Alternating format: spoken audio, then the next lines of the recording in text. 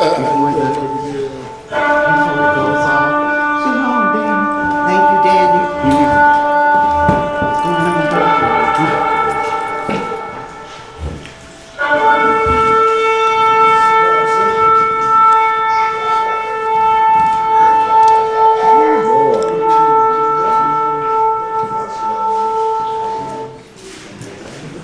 Shabbat shalom. Shabbat shalom. Shabbat shalom to the worldwide family. Peaceful Sabbath, y'all, as we get about our...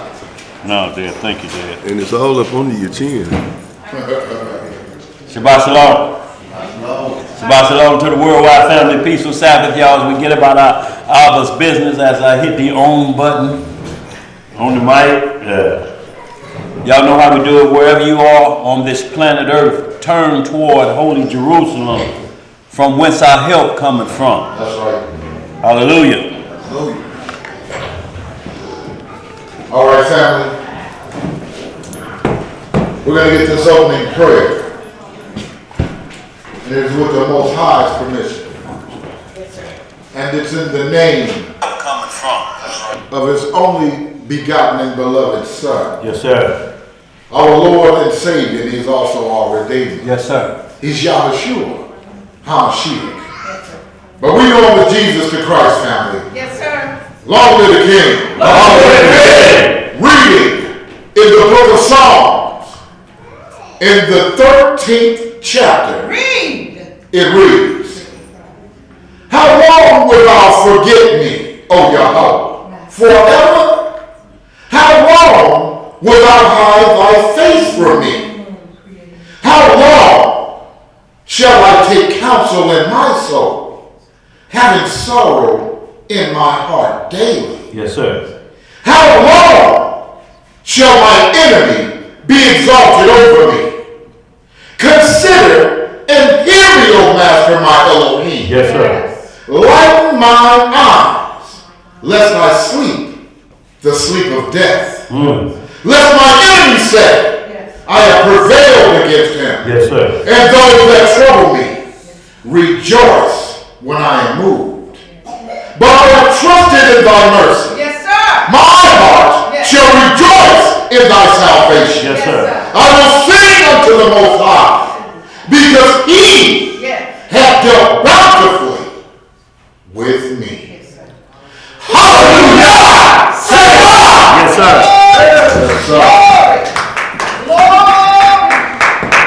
Once again, all praises to the Most High and His only begotten, our Lord and Savior, the King of Kings, the High Priest after the order of Melchizedek. He brings forth the law to every male, female, rich and poor, free and bond, Jew and Gentile. That's right. Y'all, today's lesson, when the righteous departs early. We're going to get into a few things today, y'all, but y'all know how we do. We want to send our condolences out, our shout outs out to the sick and shut in. Yes, sir. But first and foremost, y'all, we lost our elder Levi Raphael yesterday.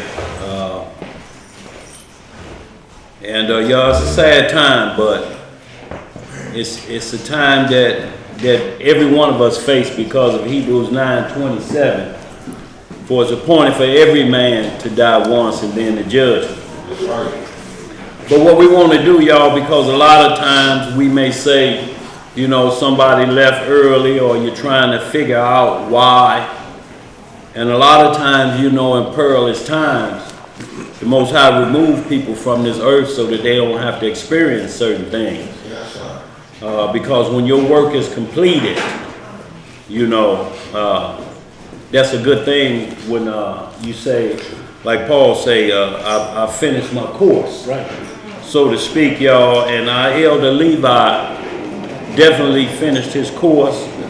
He endured until the end, and it was unexpected, y'all, because I just talked to Elder that Wednesday evening, and he was sounding strong. He had just moved. They had just moved him to the rehab center for a week or so, and then he was heading home.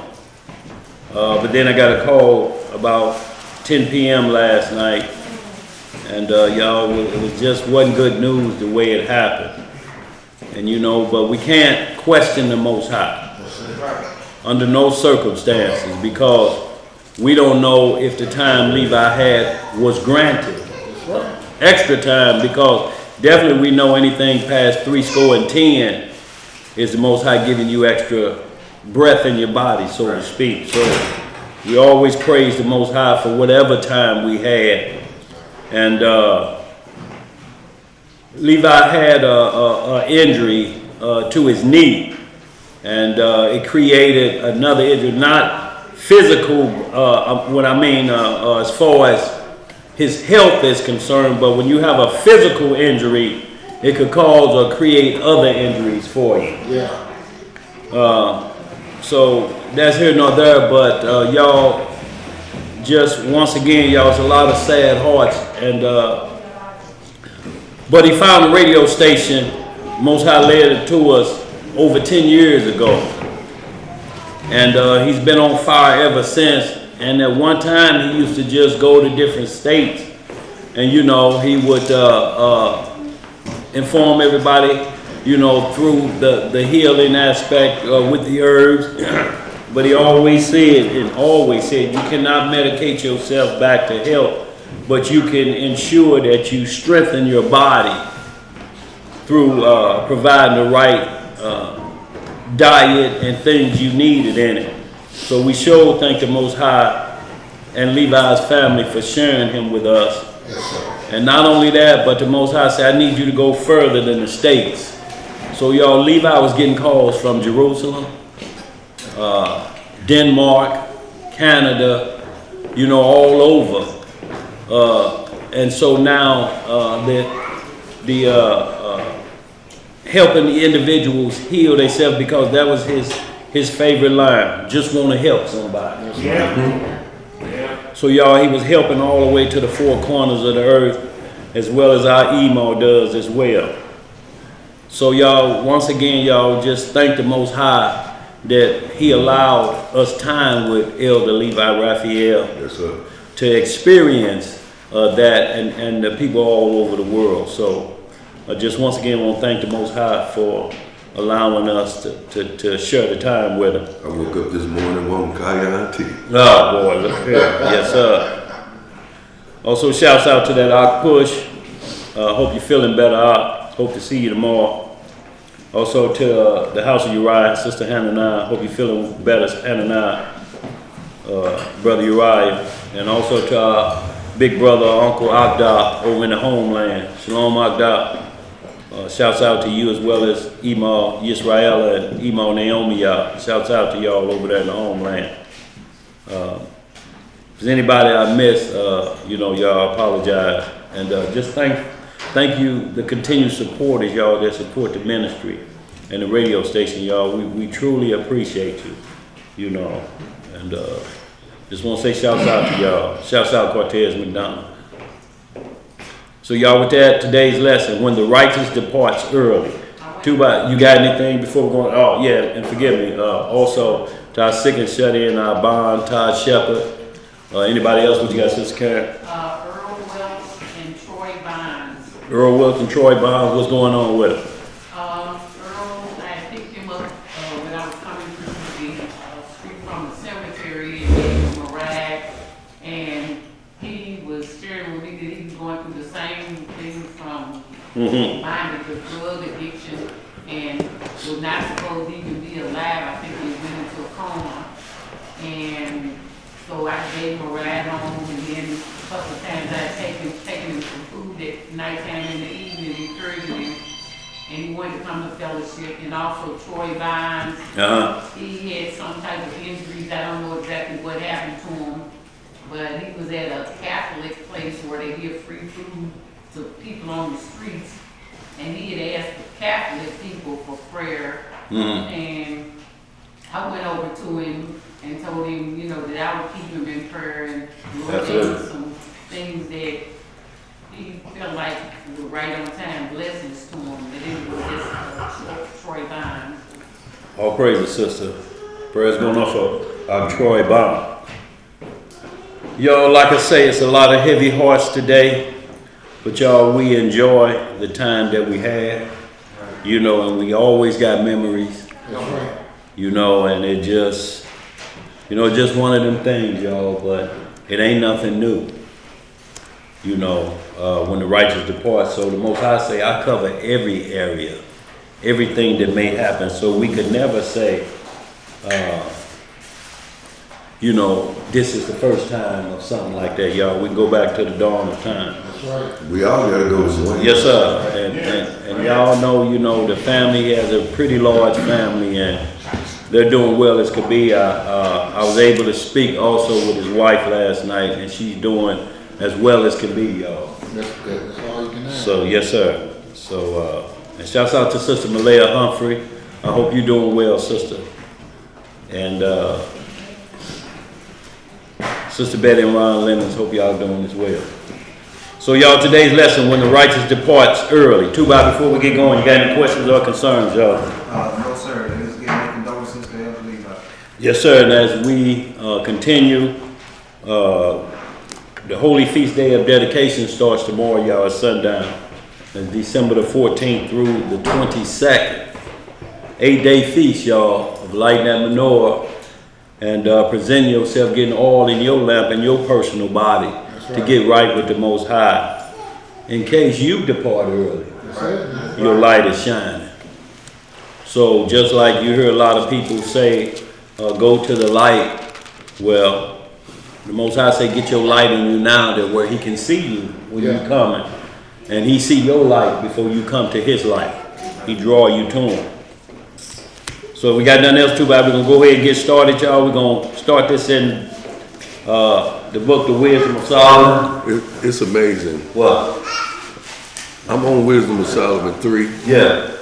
It was on there before I went home to get my stuff. Oh, I didn't see this. Right.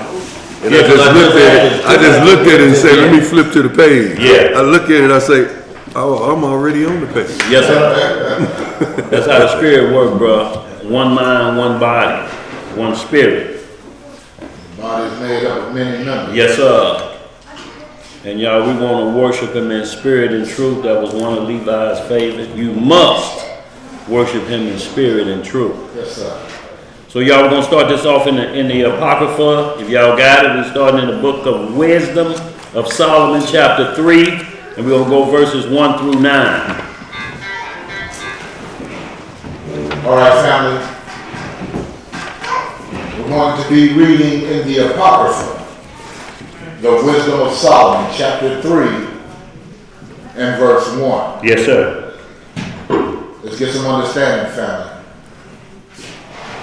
But the souls of the righteous are in the hand of Yahweh, and there shall no torment touch them. Yo, that's what we pray for everybody that we know and love. Hold on, sis, you trying to get that? Yeah, it's called Solomon.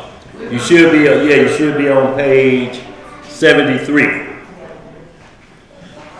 What's the book and chapter? Wisdom of Solomon, chapter 3, and we start at verse 1. You should be right there. You're on page 73. You got the same one I got. Thank you. You got the Bible? Thank you, Mom.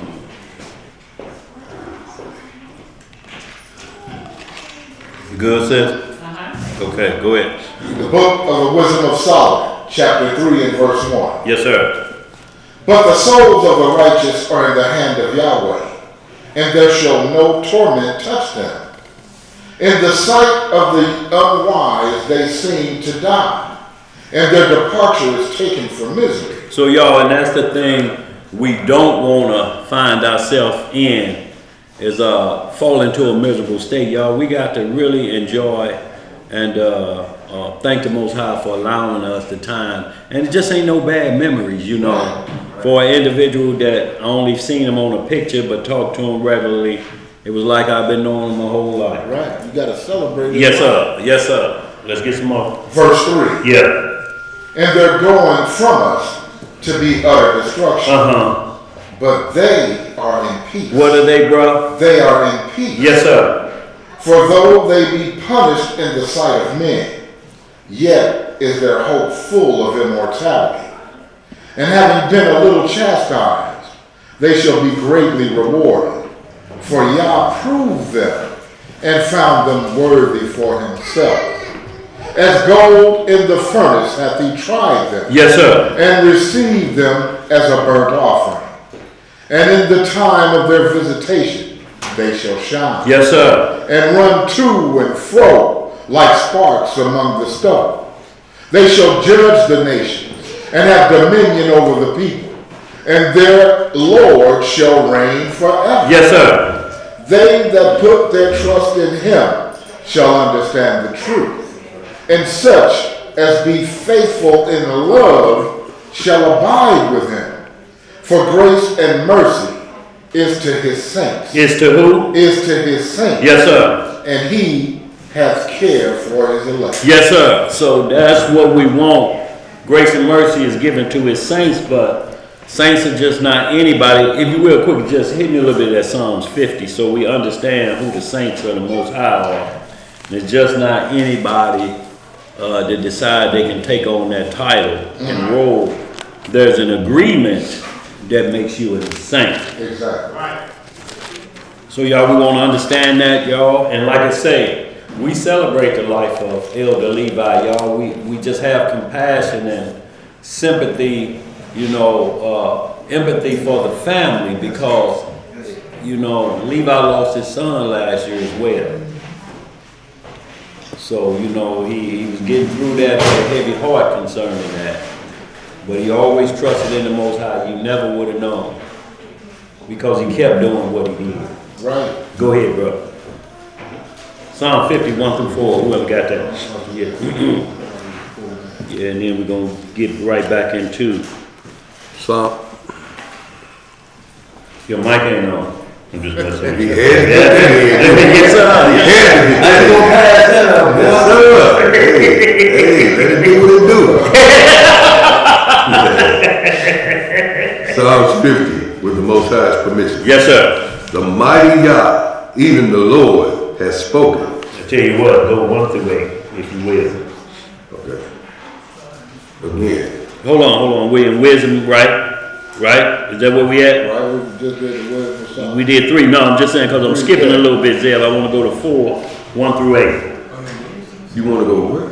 Psalm 4? No, I want you to go to Psalms 50. Right. And then we're going to go to Sirach. Go ahead. Okay. Yeah. Psalms 50, verse 1. Yes, sir. The mighty Yah, even the Lord, has spoken and called the earth from the rising of the sun unto the going down thereof. Yes, sir. Out of Zion, the perfection of beauty, Uh-huh. Yah has shined. Our God shall come and shall not keep silent. A fire shall devour before him, and it shall be very temperate around about him.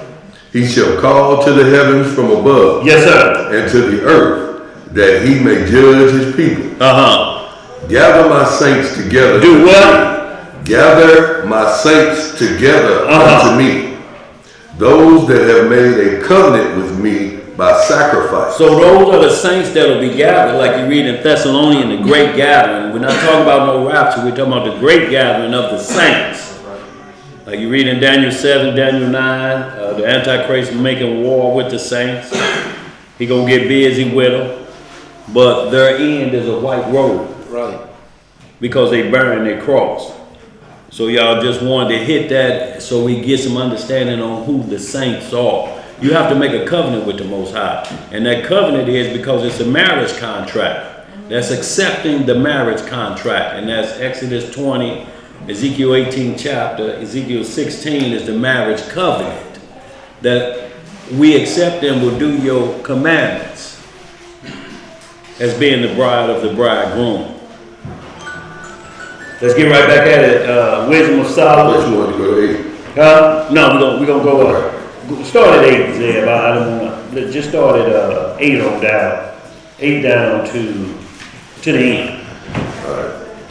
So y'all, we back in the Wisdom of Solomon, chapter 4, next chapter over. We're gonna pick it up about verse 8. Oh, you talking to him. Who? Who? I'm in Sirach. I ain't in Wisdom of Solomon. He would. Right. Where are we at? You back in the same book you was in, just the next Wisdom of chapter. Solomon. Wisdom of You was Solomon, in chapter 3, now you're in 4. 4. All right, family. We're going to be reading in the book of the wisdom of Solomon, chapter 4, Start about verse 7, bro, if you will. and we're going to start the reading in verse 7. Yes, sir. 4 and 7. And it reads, But though the righteous be prevented with death, yet shall he be in rest. For honorable age is not that which standeth in length of time, nor that is measured by number of years. So when we talk about honorable age, y'all, it ain't about you could be 150, because you could be 150 and crazy as a lunatic. Exactly. Nor gray hair, and that makes you full of wisdom. But it's what's inside of you. Go ahead, bro. Verse 9. Yeah. But wisdom is the gray hair unto men, and an unspotted life is old age. Y'all see that? So wisdom is the gray hair, not the gray hair itself. Right. If it's pertaining wisdom, then that's a double up. Yeah. Go ahead. Verse 10. Yeah. He pleased Yahweh. What did he do? He pleased Yahweh. Yeah. And was beloved of him, so that living among sinners, he was translated. Speaking of Enoch, go ahead. Yea, speedily was he taken away, lest that wickedness should alter his understanding, or deceit beguile his soul. So a lot of times y'all seeing that Enoch as Shalom Agdi, as righteous he was, the Most High got him out of here before the flood. You know, so that the wickedness of the world won't overpower you. Exactly. Y'all, and a lot of these things gonna take place. In Matthew 24, we read that except he shorten the days, there should be no flesh saved. Right. You know, because it's gonna get so chaotic, he may have to remove everybody from what the world is about to face. Because it says it ain't never been a time of destruction Right. like what's coming ever existed on planet Earth. Yeah. Let's get some more. Verse 12. Yeah. For the bewitching of naughtiness doth obscure things that are honest, and the wandering of concupiscence doth undermine the simple mind. Yes, sir. He, being made perfect in a short time, fulfilled a long time. Yes, sir. For his soul pleased the Most High. Therefore hasted he to take him away from among the wicked. Yes, sir. This the people saw, and understood it not. Neither laid they up this in their mind, Yeah. that his grace and mercy is with his saints. Who is grace and mercy with? Is with his saints. Yes, sir. And that he hath respect unto his chosen. Yes, sir. Thus the righteous that is dead shall condemn the ungodly which are living, and youth that is soon perfected the many years of old age of the unrighteous. For they shall see the end of the wise, and shall not understand what Yahweh in his counsel hath decreed of him, and to what end the Most High hath set him in safety. They shall see him and despise him, but Yah shall laugh them to scorn, and they shall hereafter be a vile carcass, and a reproach among the dead forevermore. Yes, sir. For he shall rend them and cast them down headlong, that they shall be speechless, and he shall shake them from the foundation, and they shall be utterly laid waste, and be in sorrow, and their memorial shall perish. And when they cast up the accounts of their sins, they shall come with fear, and their own iniquities shall convince them to their face. And that's what we don't want on the last days, Well, y'all, that's because that's powerful, y'all, because either it's like Ecclesiastic 12 through 14 state. There's going to be a resurrection Yeah. where he's going to bring in every secret work, whether it be good or be evil. And what he desires is you keep the commandments, for that's the duty. Yeah. That's the whole duty. That's it. Not the half duty, not part of the duty, but the whole duty of man. Fear Yah and keep his commandments. That's our duty, y'all. That's Ain't it. no purpose, will-driven book you got to buy. No. Fear Yah and keep his commandments. And your own iniquities gonna convict you. Yes, sir. That's You what he ain't gonna said. have no question. None. Let's get it. Sirach, the 18th chapter while we in here. We stand in the Apocrypha for just a couple, y'all. Sirach, chapter 18. Or Ecclesiasticus. It may be labeled in some. Yes, sir.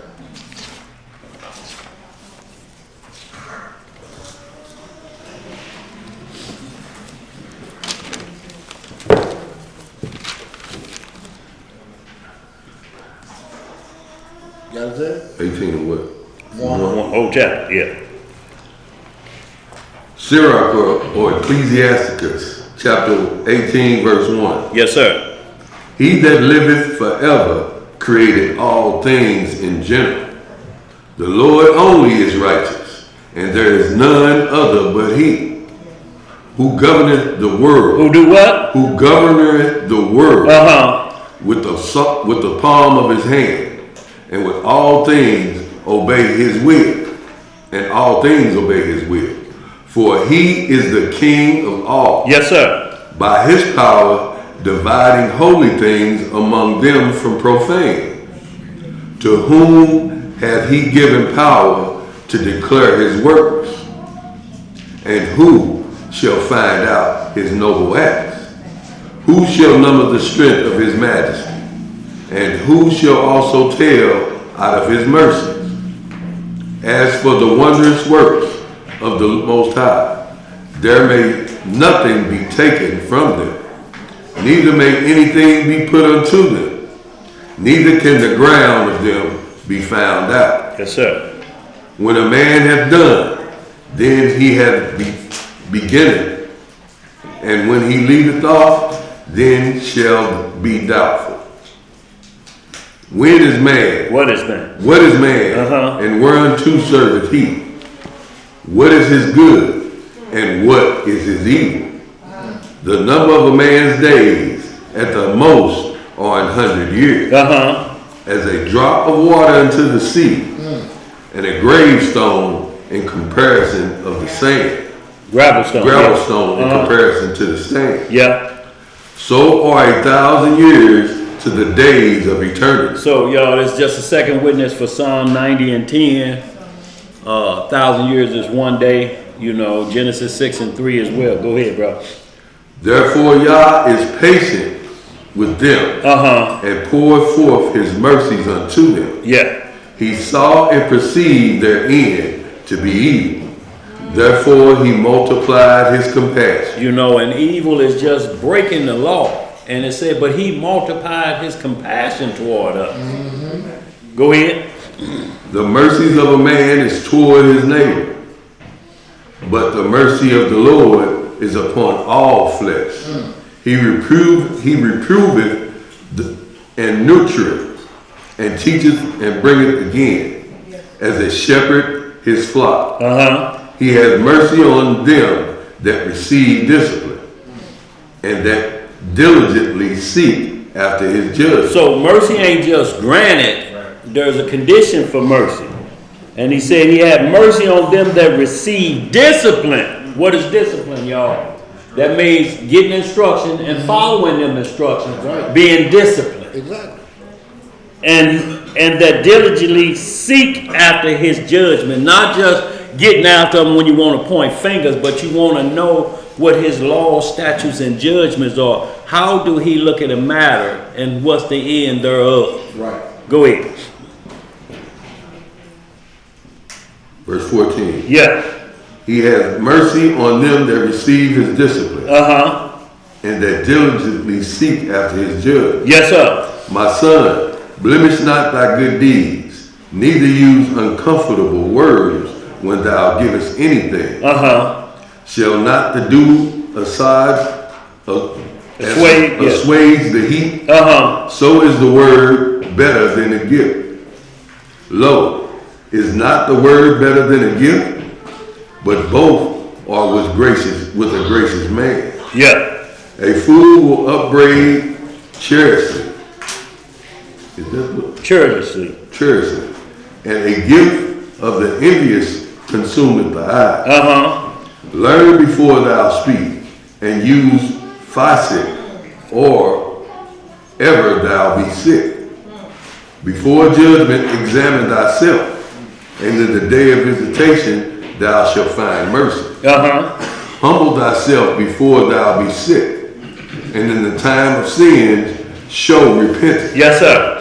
Let nothing hinder thee to pay thy vow in due time, and defer not unto death to be justified. Y'all see that? So he's saying, you know, don't just say, well, I'll take care of that when I'm dead. You got to do that now while you alive. Because ain't no repentance in the grave, y'all. So don't look at it like I'll do that, you know, later on in life. Tomorrow ain't promised to us, y'all. Let's get some more. Before thou prayest, prepare thyself, and be not as one that tempteth the Most High. Because he don't want you giving just idle prayers, you know, to be seen of men. Prepare yourself, you know what you're going to ask the Most High about. Be complete in your thought. And come to him like you would your father you needing something, you know, and letting him know where your heart, he already know you. So ain't no need you trying to fix in your mind that I'll say it like this and he'll think I'm really sincere. No, you ain't gonna fool the Most High. He said just do like the parable of the tax collector and the sinner, the publican and the sinner. If you will, can we just run a little bit of that so y'all understand what I'm saying? We're gonna come right back to that a little bit. Is that Luke 18? Or let me see, Matthew 18. Parable of, let me make sure I just want, so we can get some true understanding of what this means. Two went up into the temple. What is it? Luke 18, okay. Remember, they ain't slipped too far having two Bibles. Okay. Don't get beside. Don't get beside. Look, asking an awful lot for $2. And that boy got hyped about that mic and I could pull going some, too far. I could pull something out for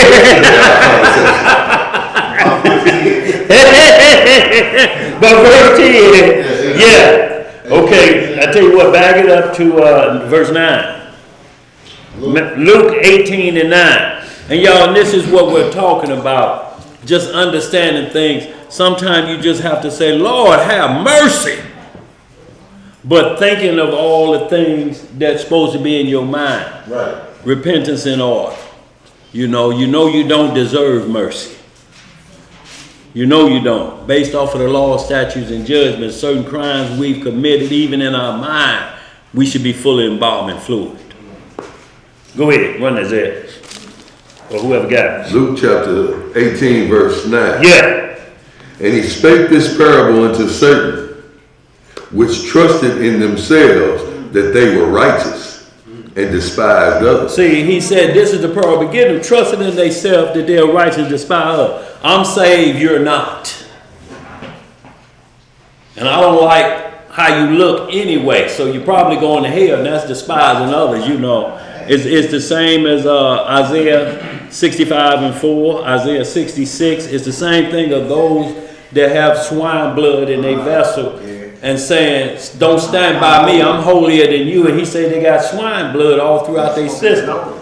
Doctrine as well as physical. Right. He said, that's smoke in my nose. How you gonna be an unclean thing gonna become clean?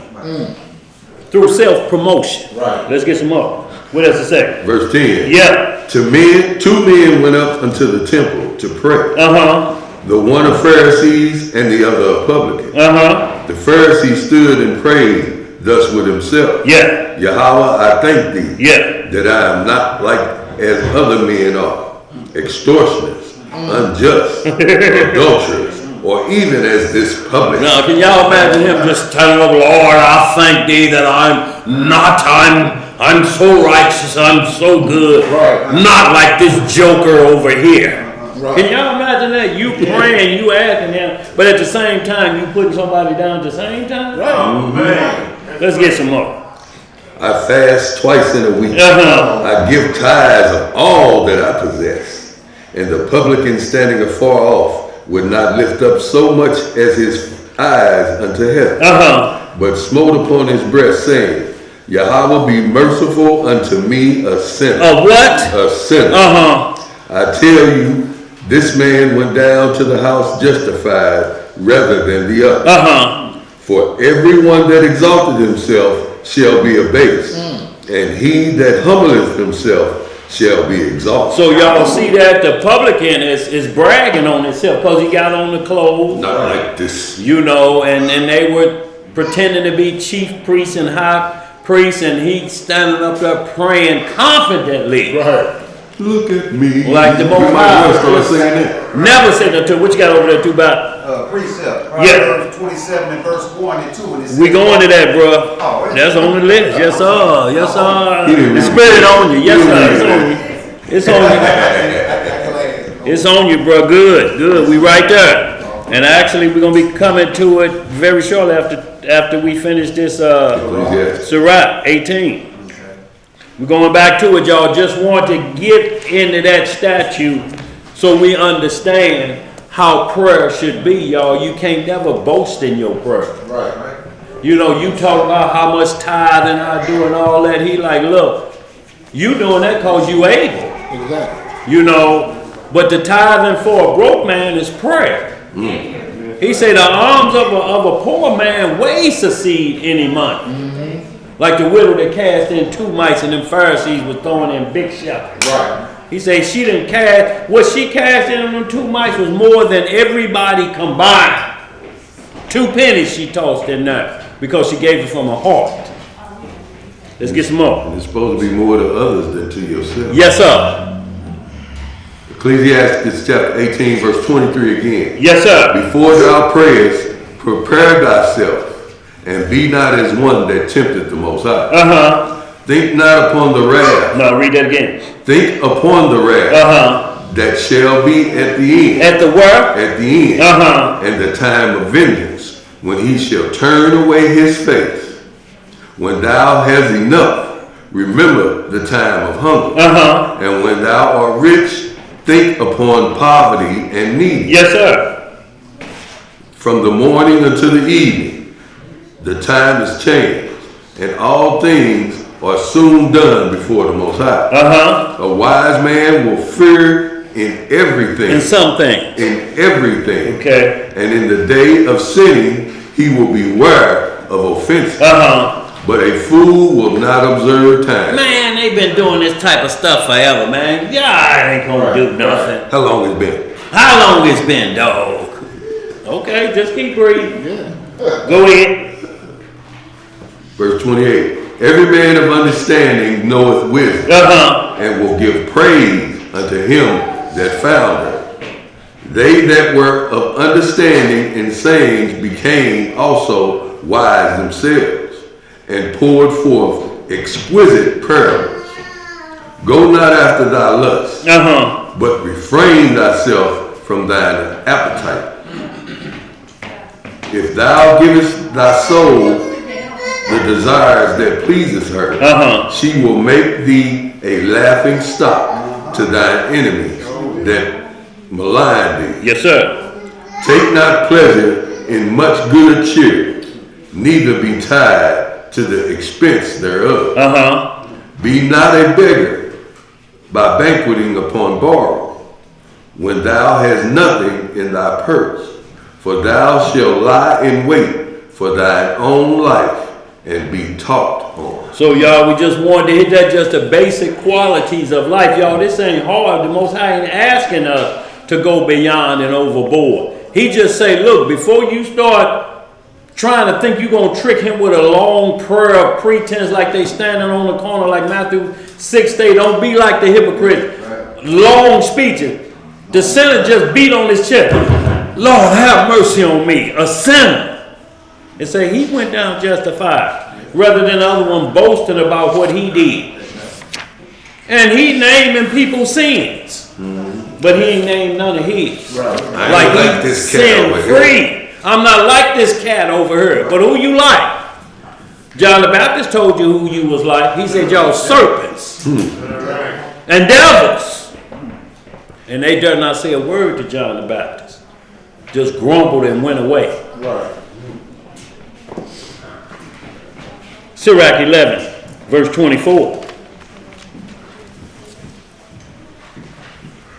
Sirach. Bag it up a couple chapters, y'all. We're going to the same book. Chapter 11, 24 through 28. Sirach, or the book of Ecclesiastes, chapter 11, verse 24. Yes, sir.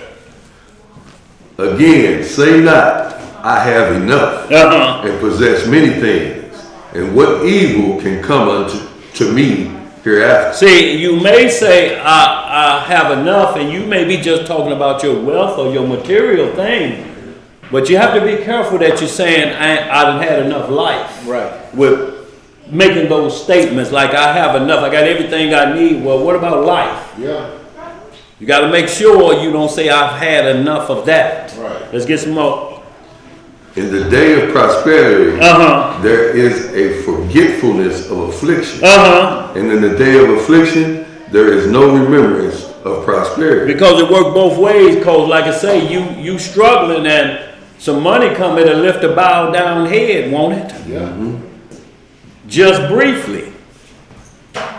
And in your prosperity, when you get a little something, if that makes you happy, y'all, you got to be happy all the time.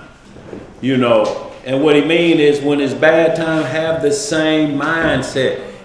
It sounds like, man, you talking crazy, but it has to be. Because you could have everything you want today, and tomorrow it's gone. You right back to square one. Let's get some more. What you say, Tuba? Easy come. Easy come, easy go. Go ahead, bro. Verse 26. Yeah. For it is an easy thing unto the Lord in the day of death to reward a man according to his way. See, that's an easy thing for the Most High because all have sinned and come short of glory. He can point to everybody. This one gets you thrown to the lake. That one gets you thrown to the lake. Judgment day, there'll be nobody standing there if he didn't have mercy. Right. Let's get some more. Or the innocents, I should say. The children. The innocents. Let's get some more. The affliction of an hour maketh a man forget pleasure, Uh-huh. and in his end his deeds shall be discovered. Judge none blessed before his death, for a man shall be known in his children. Yes, sir. Bring not every man unto thine house, Uh-huh. for the deceitful man has many trains. Has many trains, y'all. That means you know how long a train can get. He got a lot of cars connected to him. That means he's bringing a lot of baggage, He y'all. got a bag of And then- bones. Yeah, absolutely. And then you got that Pharisee doctrine coming out of New York. They teach them, go live with your brother.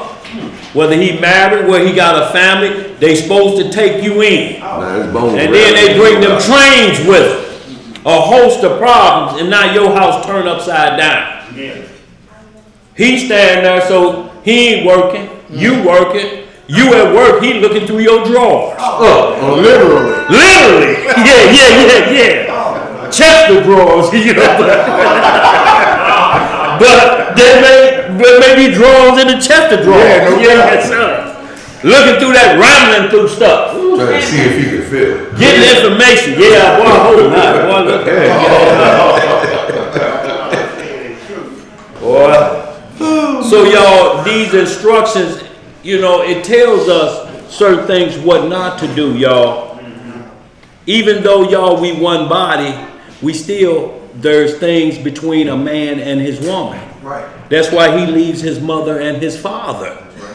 And he cleaves unto that. You can't just bring nobody else into that about he here for a little while, he a brother. Right. He get full access. Yeah, we see how that works. Oh boy, let's get some more.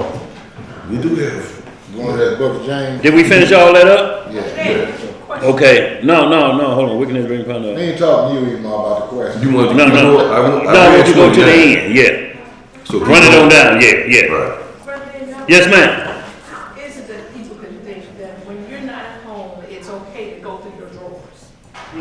I mean, but see, it's about a trust issue. See, you have to know, you have to be into like this Sirach 6th chapter to know what a friend is and who you can trust. You know, because they almost like you have a godfather, God's mother, God's son. They almost have to be a God housekeeper. Somebody that you can trust with the well-being of your household. You know, you just can't leave that to anybody. I don't care how long it's been, and it's always been throughout the scripture, 2 days, at the most 3. Oh, you larger, brother. Larger brother is what you're supposed to do. Like you have lodging at the end. Right. It's understanding if somebody fall on hard time, you're trying to get them up on their feet. But that's a decision between you and them, and you usually give them a certain amount of time. I'm gonna give you 3 months to get on your feet. Well, you taking on a lot more after that. You taking on 2 months and 28 days further than it required. But that's mercy.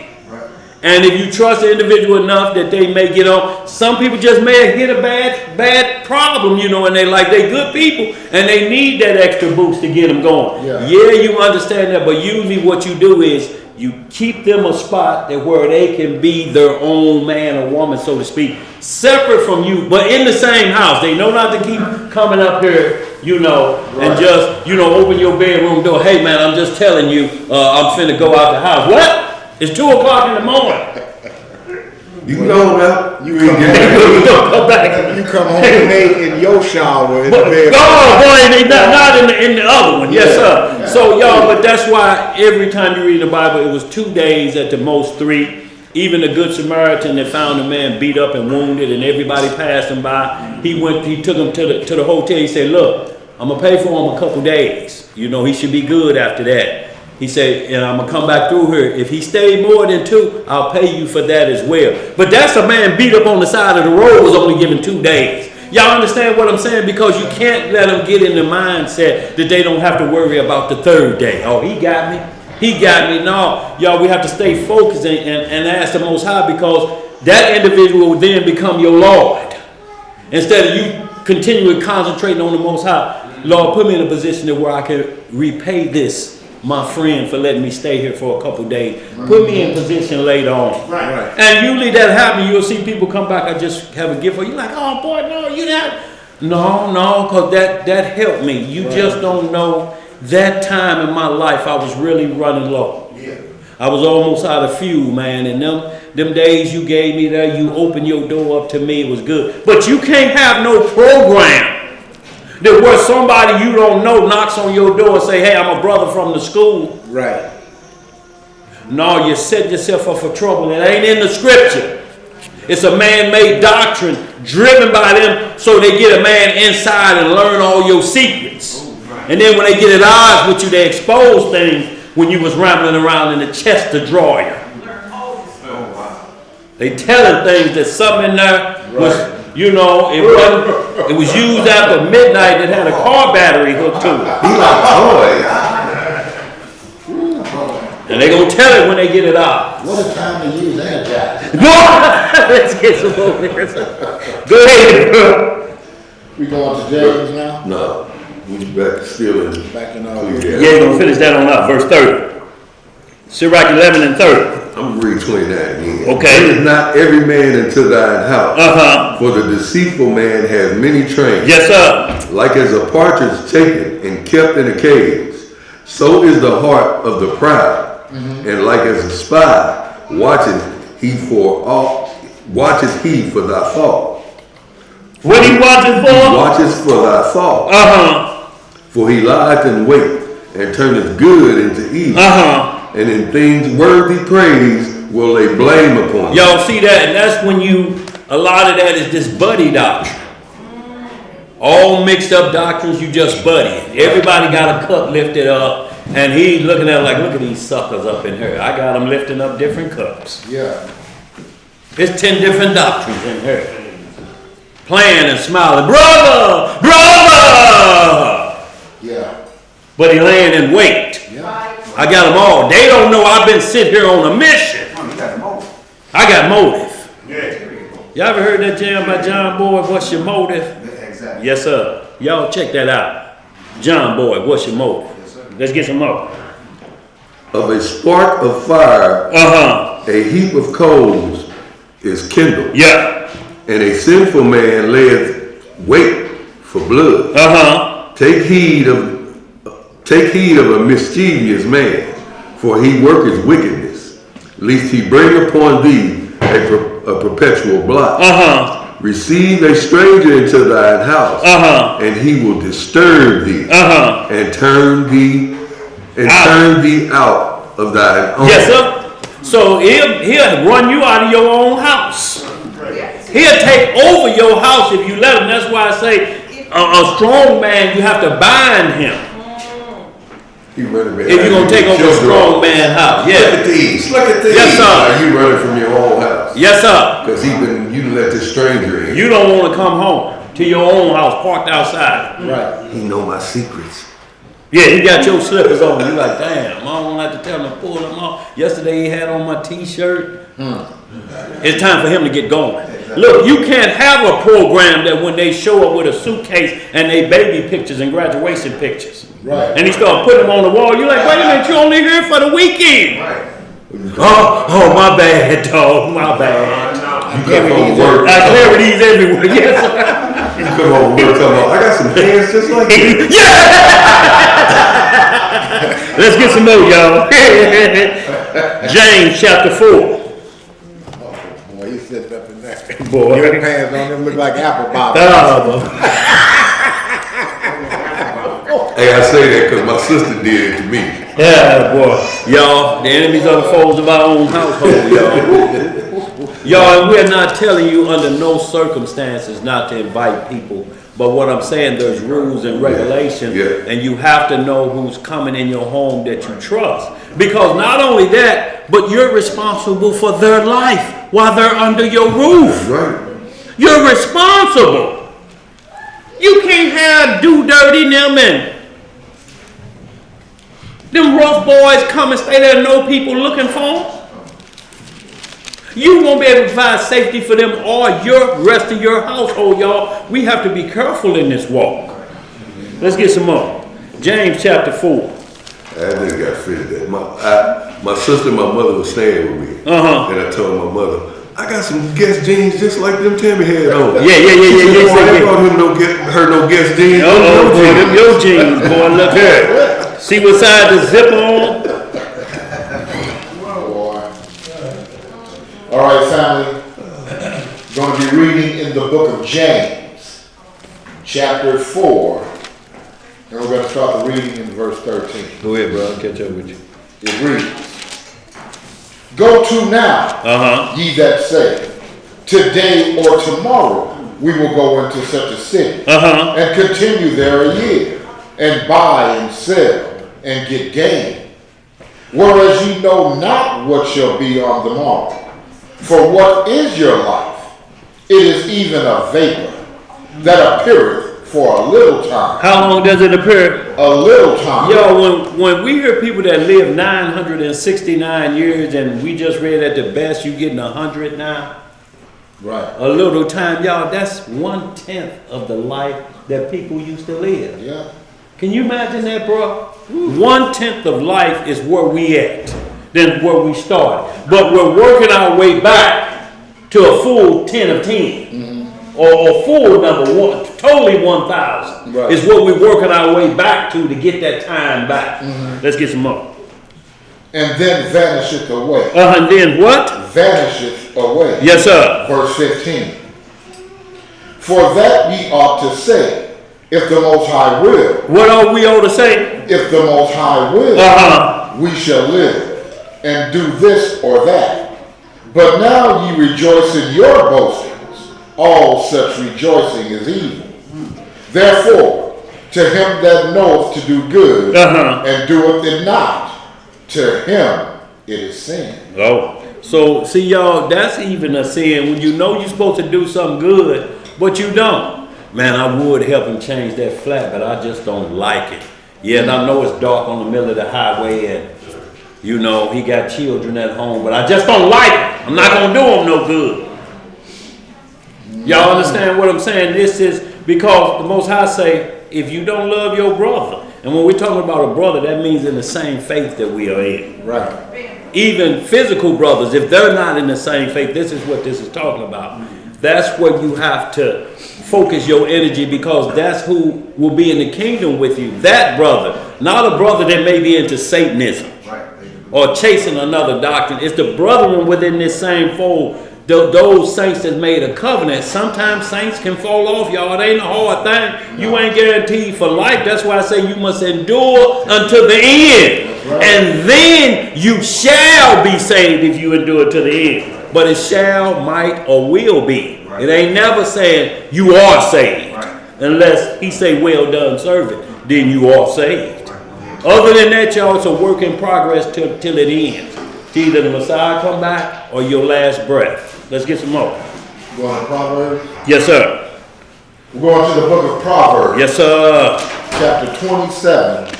And we're going to read verses 1 and 2. Do you want to get that too bad? No, I'm just messing with you. That's what you pull, though. Yes, sir. You wanted to, man? We got Mike over there. And a seat. And y'all, The camera can run itself. Come on over here. and y'all, what we're talking about is life, y'all. See, we're not talking about death today. We're talking about death could come at any time because it's appointed. But what we're talking about is life through death. You know, and a lot of times we go to funerals and you start hearing about life. No, we talk life the whole time, every day of the week. So when it does come a time of death, we don't have to worry about it. You know, in a sense that we would be worried at a high level. Right. Or, you know, you're going to church and you decide, well, I'm going to join church at a funeral. You know, if that's what it takes, you know, that's one thing. But it's another thing that, you know, it has to be someone die for you to get your life together. Your life should be heading down the path so that, you know, when you do go to one's passing, you know, you understand and you just have, Most High have mercy on this soul and you keep living.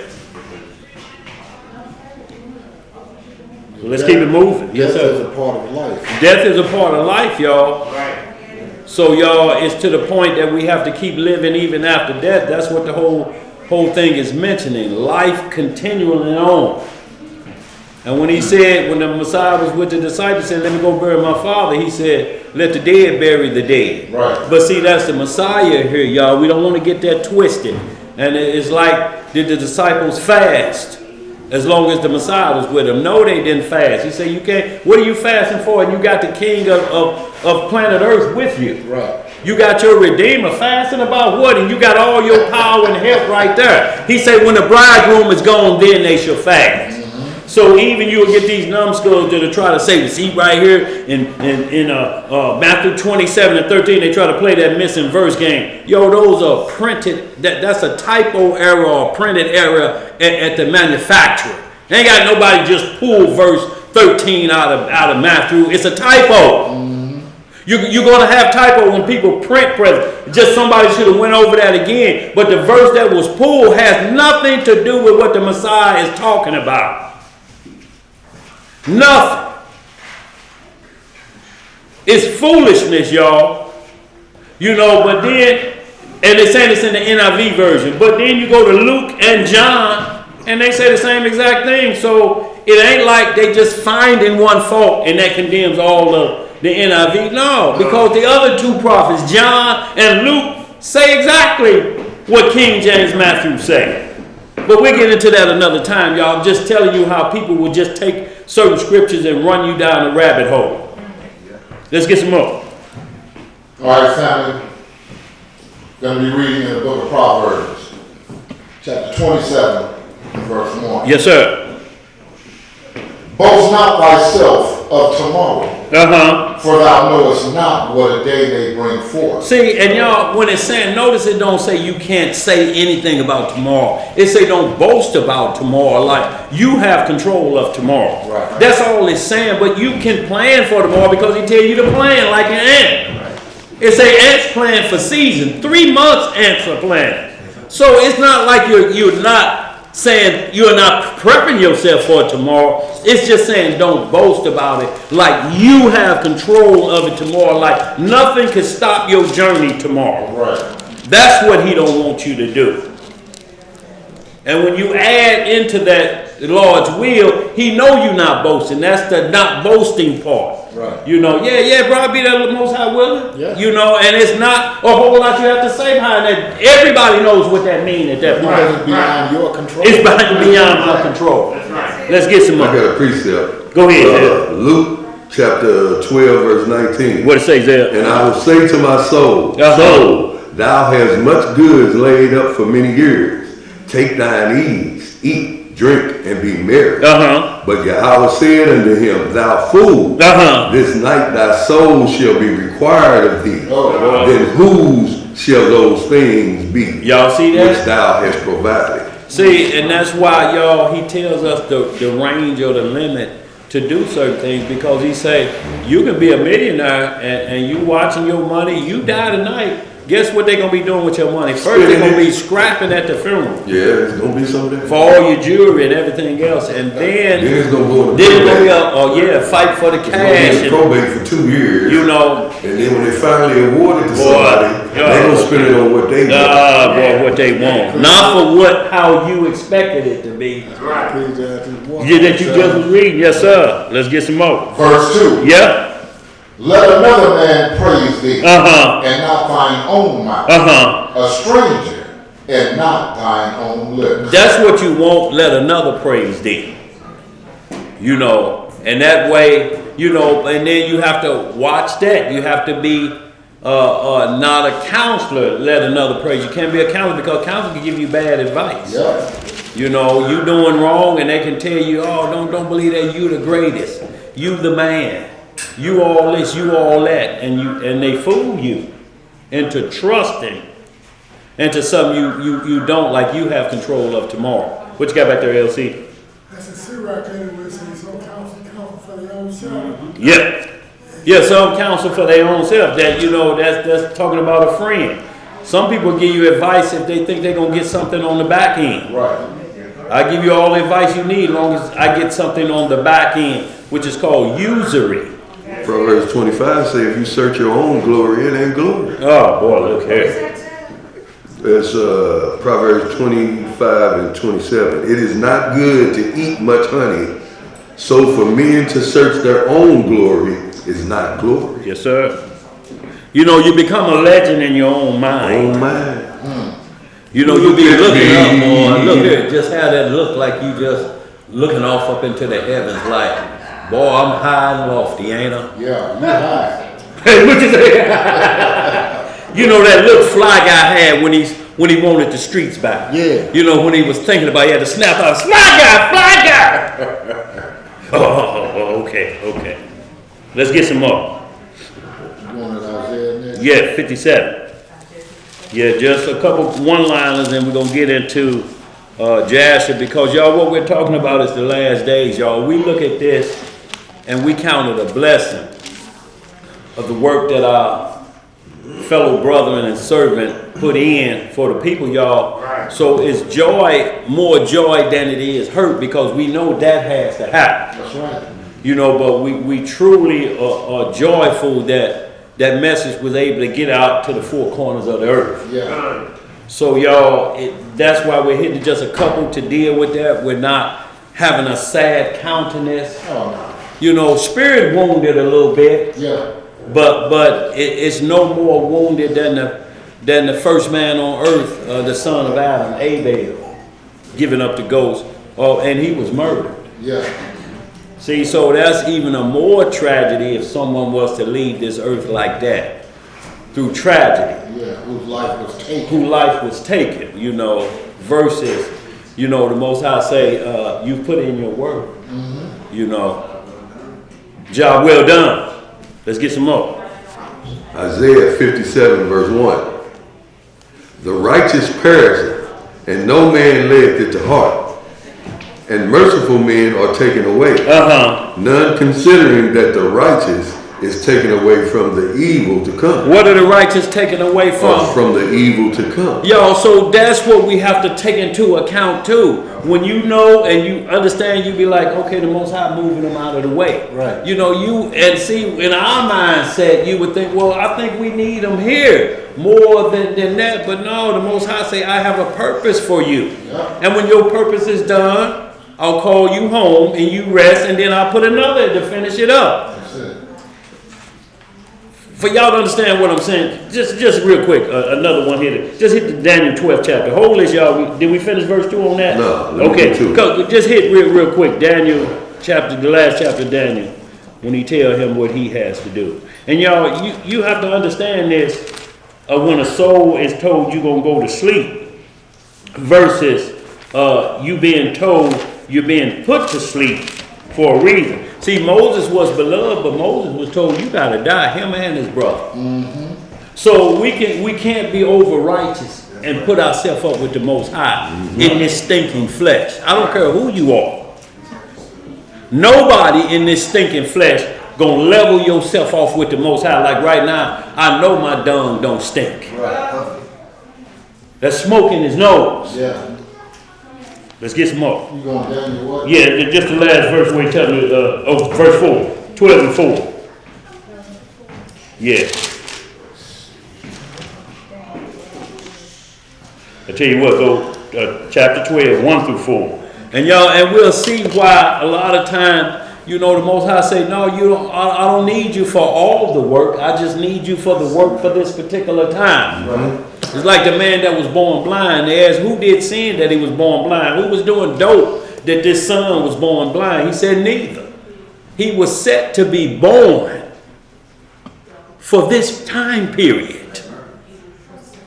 It got nothing to do with his parents. His parents did what they supposed to do. They followed all of the guidelines during her pregnancy, his mother. But this is set for a reason. Let's get some more. The book of Daniel, chapter 12 and verse 1. Yes, sir. And at that time shall Michael stand up, and the great prince which standeth for the children of thy people. And there shall be a time of trouble, such as never was since there was a nation, even to that same time. And at that time thy people righteousness as the stars forever and ever. But thou, O Daniel, shut up the words and seal the book, even to the time of the end. Many shall run to and fro, and knowledge shall be increased. But run it on out. I like this. Go ahead. Verse 5. Yeah. Then I, Daniel, looked, and behold, there stood other two, the one on this side of the bank of the river, and the other on that side of the bank of the river. And one said to the man clothed in linen, which was upon the waters of the river, how long shall it be to the end of these wonders? And I heard the man clothed in linen, which was upon the waters of the river. Yes, sir. When he held up his right hand and his left hand unto heaven, and swear by him that liveth forever, that it shall be for a time, times, and half, and when he shall have accomplished to scatter the power of the holy people, all these things shall be finished. So he's talking about the Antichrist, 3.5 years. They say he gonna run the people ragged. You know, the second 3.5, the first 3.5, y'all, he gonna seem to be pleasant. Gonna make you let your guards down if you're not watching. And then he gonna spring it on you. You just make me feel so comfortable. Yeah, yes, sir. Go ahead. Verse 8. Yeah. And I heard, but I understood not. Then said I, O my Lord, what shall be the end of these things? Y'all see how we can commune with the Most High when he giving us instructions, and if you don't understand, he say, just ask me. So we cannot let people just present doctrine to us and they ain't asked nothing. You're like, well, what about this right? Well, I didn't ask that. Just watch the video. No, you can't. You have to be, in case I ask the question, you say, well, I did ask that, and this is what they told me. Oh, okay. Okay, well, it look like we heading the right way. Let's get some more. Verse 9. Yeah. And he said, go thy way, Daniel, for the words are closed up and sealed to the time of the end. So Daniel didn't get no more instructions, y'all. He said, you fulfill what I needed you for, young man. Right. That's all I needed. I just needed you to run this era. Great job, though. Wonderful, outstanding job. And when you hear that from the Most High, bro, let's get some more. Say, go to sleep in peace. That's it. Verse 10. Yeah. Many shall be purified and made white and tried, but the wicked shall do wickedly, and none of the wicked shall understand, but the wise shall understand. Yes, sir. And from the time that the daily sacrifice shall be taken away, and the abomination that maketh desolate set up, there shall be 1,290 days. So y'all, the abomination of desolation is taking place to be set up in 3.5 years. Trump reign is for how long? 4 years? Yeah. So he been in a year. He could be into that if he's the one. And I'm not saying he's by no means the Antichrist, but what we're looking at is where we're at. Nuclear war on the brink. Wars all over. He could be the false prophet. He could be the man, or he could be just who he is, a king, until the next one comes in that takes over the entire earth. Yeah. It may be as simple as that. But we can't label anything until he tells us, when you see this, know that's him. Until you see somebody go in the temple and say, everybody bow down, I'm God here on earth, then that's him. Ain't no need us jumping the gun and picking somebody. No. Let's get some more. Verse 12. Yeah, Blessed is he that waiteth, yeah, and cometh to the 1,305 days. yeah. But go thou thy way till the end be, for thou shalt rest, and stand in thy lot at the end of the day. See, it said, blessed are those that last 31 days more. How many more days is that? Is that about 31? That's 1,290, and it say, blessed are those that go to 13 what? So what we got is this Isaiah 4 now. Because these are those that are alive and remain. Blessed are those that last past the tribulation period. So that's telling you a lot of saints going to get wore out, as Revelation says. Say, how long, Lord, in Revelation 6 and 9, before thou judge the world, till your fellow servants be put down like you were. So there's another great martyrdom coming, y'all. But it's automatic entrance into the kingdom if they take your life. You should gain it again for this word's sake. Because, y'all, this going to be the first part of the famine. This is how we're going to know it. They're going to say the Bible is outlawed all over the world. That's how we gonna know, y'all. Right now, ain't none of that's taking place because it's still in America's courthouse. They still got a law. We run public law 97-280 where we say the Bible is the official word of God. Until that stops, what you got back there? So when that stops, know the Antichrist is on the scene. You know what I'm saying? I just read this week that government people, they're getting ready to pass a bill to put the Ten Commandments in the schools. But it's the Noahide. Oh, yeah. Noahide laws. Oh, he okay, Ebon. He all right. He just checking out some things. Go ahead. The Noahide laws. See, these are how, this is from the counterfeit church. They have what's called Noahide laws, or the laws Noah was given in Genesis 9th chapter, 8th and 9th chapter when he got off the ark. That's what they call Noahide law. They also have what they call an Abraham covenant. It's not the same as the covenant with Abraham, Isaac, and Jacob. They have an Abraham accord that they grab a few people and they say, this is who our accord is between. Y'all, it's a counterfeit. They're using the same words, you know, but they have that deception within. And that's what we have to look out for, because he's not coming with a different program. It's coming with a program that looks like it's coming out of the Bible. And I'm going to tell you how good that program is. It already got people. He ain't got no car keys, do it, because he'll take off driving. So,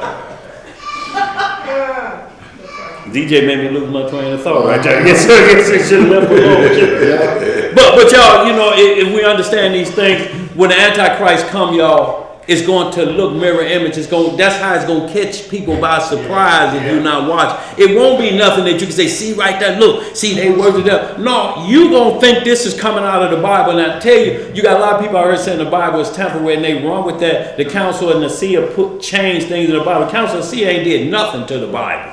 Group of men sitting around discussing what's already written, and they change their thought process and they rewrite new books. But that ain't got nothing to do with this. Right. Well, if they got them already thinking it's coming out of the Bible, they're not. The Bible ain't tampering. They're tampering with your mind to make you think that the Bible is damaged. It's the council of Nicaea that you claim and do it, but you can't prove nary a scripture in here that the council of Nicaea put in this New Testament. They came up with Christianity. That's what they come up with. The doctrine of Christianity. It's not. a Christ follower. They follow the Pope. And you're not going to find it in here. And what we ask you to do is spell it out and quit playing with us. Just tell us what the Council of Nicaea put in there. Chapter and verse. Oh, man. Right. Yeah, that's it, Zed. Yeah. The waving of the hand. Let's get it, y'all. Let's get back at it, y'all. We got a few scripts we want to cover. We got any questions or concerns too about? No, sir. That's some good juicy, Mo. Back to that Isaiah 57. Yes, sir. Read 1 and 2 again, huh? That was just 2 verses and we went around the world, didn't we? We're going back to Isaiah 57 verses 1 and 2. Isaiah chapter 57 verse 1. Yes, sir. The righteous perisheth, and no man layeth it to heart. Uh-huh. And merciful men are taken away, none considering that the righteous is taken away from the evil to come. See, and y'all, that's all we're talking about. Sometimes, y'all, we got to be, we can't just think it's bad all the time. Sometimes the Most High move people out of the way. And a lot of times we don't know if the Most High has come to you in your visitation and you say, Lord, I just had enough. And he say, okay, well done, servant, time to go to sleep. We don't know that though. Y'all understand? We just think they may have just died too early, but y'all, a lot of times people, have different thoughts, and the Most High say, just tell me when you had enough. Right. The only problem is he don't want you saying you didn't had enough off of coming off of evil. Like that Michigan coach then ruined his life and gave up $30 million and then threatening the woman, say she ruined his life that he was hanging around with for a couple years against Michigan rules. And then threatened to carry himself. You gonna grab a butter knife? Out of all the knives in the drawer, you grab the butter knife. And you gonna put it to your throat and say, I'm gonna kill myself? He was buttery soft. Look here. But y'all, this is what we're talking about that's why I say, I have goods, I have everything. I got a $30 million contract 5 years out in time. I got everything. I got the whole world before me. Yeah. But you didn't know what they got, the ones that don't want you to have that. They got proof you've been breaking the laws at work and you fraternizing at work with your assistant. You done gave her a $40,000 raise and she's still in the same position. Missionary. Boy, look here. See, look, Greg, you come there. Well, I'm telling you this boy here. I ain't gonna say that because everybody else be listening, but just all of it's gone that quick, and he's blaming somebody else. Right. You're in charge. You're in charge. You can't blame this. Family somewhere. Yes, sir. But she's your problem? Yeah. And then you threaten to take your own life, y'all. You don't want to say, Lord, I've had enough. Right. And then he say, okay, you want to end it like this on bad behavior? That butter knife just gonna leave you bruised. Boy, look here. And then he took off running like the wolf man. So now they got him. He out of jail with a leg monotone. But I'm just saying, going from up here to down here in one day. In one day, his whole life changed around. Y'all, he'll trade places with any of us right now. Lust. Yes, sir. Yeah. We just read that, didn't we? So y'all, we have to be careful, y'all, with certain things come more problems. And we have to be extra careful, y'all, that we take the life that we have and love it in abundance. As long as the Most High is there, just as well you could be at 0 tomorrow. Tomorrow you could be at 100. It goes the other way sometimes, y'all. Y'all understand? I'm talking about at 1,000 when the Most High bless you. At all times, work to be delivered. Yes, sir. Before you find yourself undeliverable. Right. Then you out. You out. In fact, it's undeliverable. Woo, you gonna be delivered just to that hot spot. So which one of those patriarchs that called all of his children together, and he was not sick at all? But as soon as he told them what the Most High had him to tell them, then he just gave him the dose. Well, and almost all people die from sickness, and what I mean by that, Emo, you may be talking like cancer or something like that. Our bodies are sick already. So everybody is sick to death because we're in a mortal state. So everybody is technically sick, but when you talking about, but when a sickness take the body out, like many say David died of natural causes, but he was only 70 years old. King David, I'm speaking of natural causes. But we read in the book of Jasher, chapter 54, it say Jacob died of that disease. So, you know, no one is off limits to die in flesh. It could come, you could find somebody that's perfectly in shape and die at 40. And then you could have somebody that smoked cigarettes, drank, and party all week, and they 92 and a half. Yeah. That's why we just read, we start off, he's in control of all souls. I decide when I'm putting them down and take the breath out of their body. It's reasons why I do that. I put them down at a certain time. Let's get some more. Where we at? Yeah, we went there, we finished that. We got the Jasher. Let's go to the book of Jasher, chapter 5 and chapter 6, y'all, because, y'all, we may see this more often, and what I'm talking about more often, we may see people leave this earth, and you like, man, I don't think they were sick. Y'all, it's not about being sick. It's about if you're doing the work of the Most High. There you go. He say, I decide when you go, just like he just told Daniel, you going to sleep, bro. You got to go to sleep. That's it. I don't need nothing else to happen to you. You in Babylon already. I don't need you to go through what's right here. You did what you need to do for me. John the Revelator going to pick up the rest of you, what I had you doing. And that's what John picks up in the book of Revelation after Daniel 12th chapter. John picks it up because he run everything Daniel was talking about in Revelation 13, Revelation 16 chapter. So and then when he did his work, he was laid down to rest.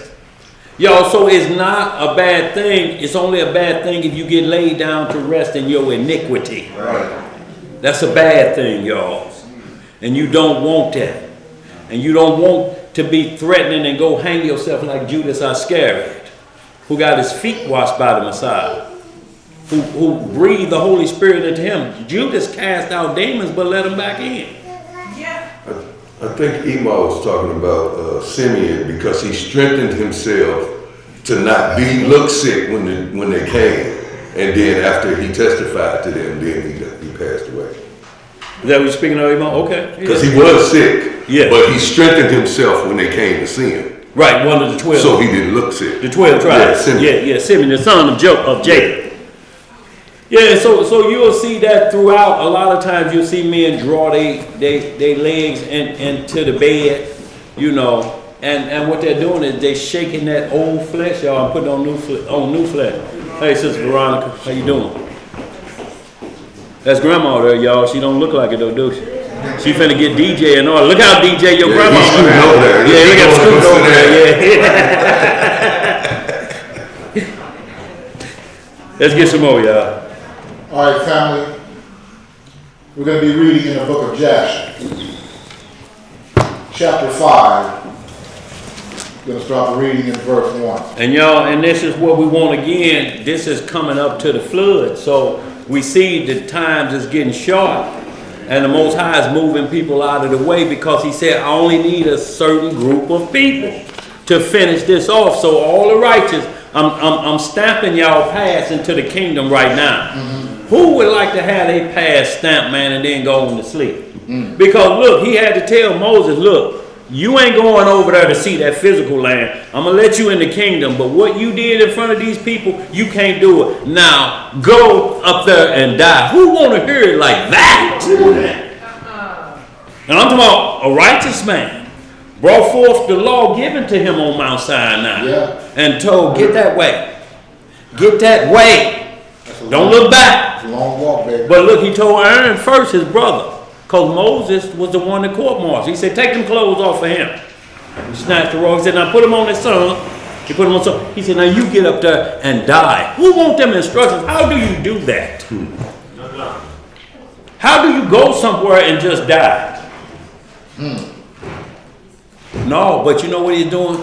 Obedience at the last hour. Go where you're going. Because look, he told them, y'all still going to inherit the kingdom. But you ain't going to see this one you've been working for right here with these eyes right here, these fleshly eyes that caught you, these dead eyes. Get up there and lay down. And how we know it was good, because the book of Jude tell us he sent Michael for the body of Moses. Go get Moses' body and bring it on up here. Right. Yeah, and Satan was there trying to get a lock on it. See, he'd have had non-messianics worshiping it. Moses' body. See, it's the same way that like the United States government dumped Osama bin Laden in the middle of the Pacific Ocean. She said, now y'all go out there and make him a martyr if y'all bad. Right. So he put Moses where we couldn't make Moses a saint after his sinning. Like they tried to do Eddie Thong.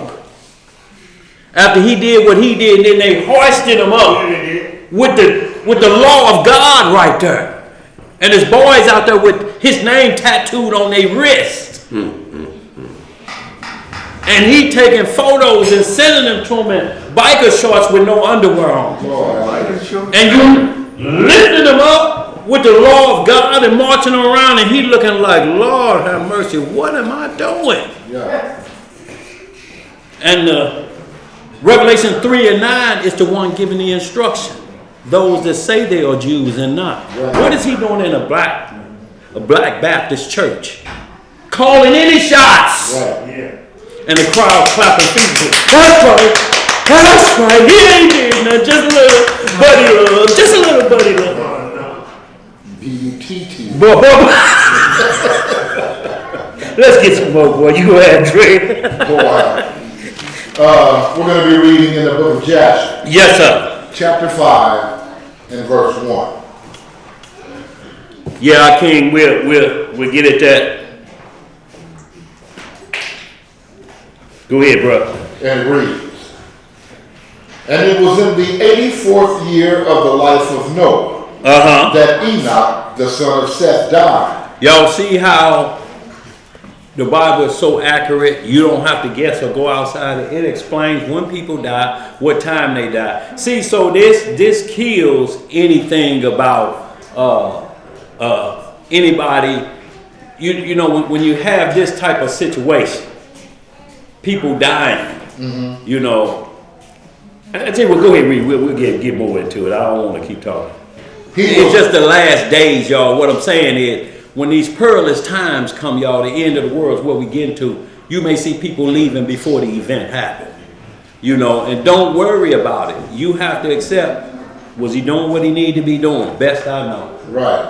So, okay, we take it as this. The Lord moved him out of the way. He don't want him in the way for this. You know, and that's a good thing, y'all. Yeah. Like I say, if they don't leave out of here and die in their sins, is what we're talking about. Let's get some more. He was 905 years old at his death. Boy, y'all hear that type of life, y'all? 905. Go ahead, bro. And see, and that's why when you hear people, not to cut y'all though, people saying you can't have a birthday or you shouldn't do that birthday. How are you going to know when's your birthday? How did they get these numbers, how long he lived? Right. What did he have to have? Right. What did he have to have? So those years are being celebrated, or they're not right here. Exactly. It's just you can't go overboard with that. You know, and tell everybody, most people that live another year, they blessed. They like, thank you. Y'all, can y'all come by and just eat with me? The Lord done blessed me for nothing. What I need to bring? Nothing. Just you. Come on by. But when you hear, you ain't seen Facebook, have you? No, I ain't been on. Well, apparently you don't know it's my birthday. Right. Where my present? Yeah, and I think you know what it is. You just ain't bought me nothing, have you? I tell you what, my party tonight, you ain't got nothing, don't come by. Right. Then that's a problem with a birthday. But birthdays are mentioned in the scripture 3 times, and not nary a one of them say it's a bad thing to do. You know why? Because every day is somebody's birthday. And bad things happen when? Every day. Every day. Every day. Let's get some more. Verse 2. Yeah. And in the 179th year of the life of Noah, Canaan, the son of Enosh, died. And all the days of Canaan were 910 years, and he died. Now, this is not the son of Cain, because we had similar names. We out of the same family. Y'all understand? Esau and Jacob came out of the same mother. Right. So the names will be common. That's why you see Esau with names like Ezekiel and Isaiah. Right. It's part of the same family. Yes. Let's get some more. Verse 3. Yeah. And in the 234th year of the life of Noah, Mahalalel, the son of Canaan, died. And the days of Mahalalel were 895 years, and he died. And Jared, the son of Mahalalel, died in those days. In the 336th year of the life of Noah. And all the days of Jared were 962 years, and he died. And all who followed the Most High died in those days, before they saw the evil which Yah declared to do upon earth. Y'all see that? They died before he declared. Righteously though. Because they can't live past 1,000 years. Right. But we're going to get you as close as possible, the Most High did. But I can't let you get 1,000. Because it's not promised to you in that dying, rotten flesh that's been shapen in iniquity. It don't mean you're born a sinner. It means it was fashioned with defects. Right. That's a difference, y'all. Y'all understand what I'm saying? Because nobody can be born in sin. Sin is transgression of what? Of law. So what would the baby have to be doing in the womb? Transgressing the law. In the womb to be doing what? To be born in sin, right? Right. That baby got to be kicking and biting and scratching and clawing. Yeah. Go ahead. Verse 6. You got something to say? Go ahead. How come when they come out, that's what they do? Do what? Kicking and hollering.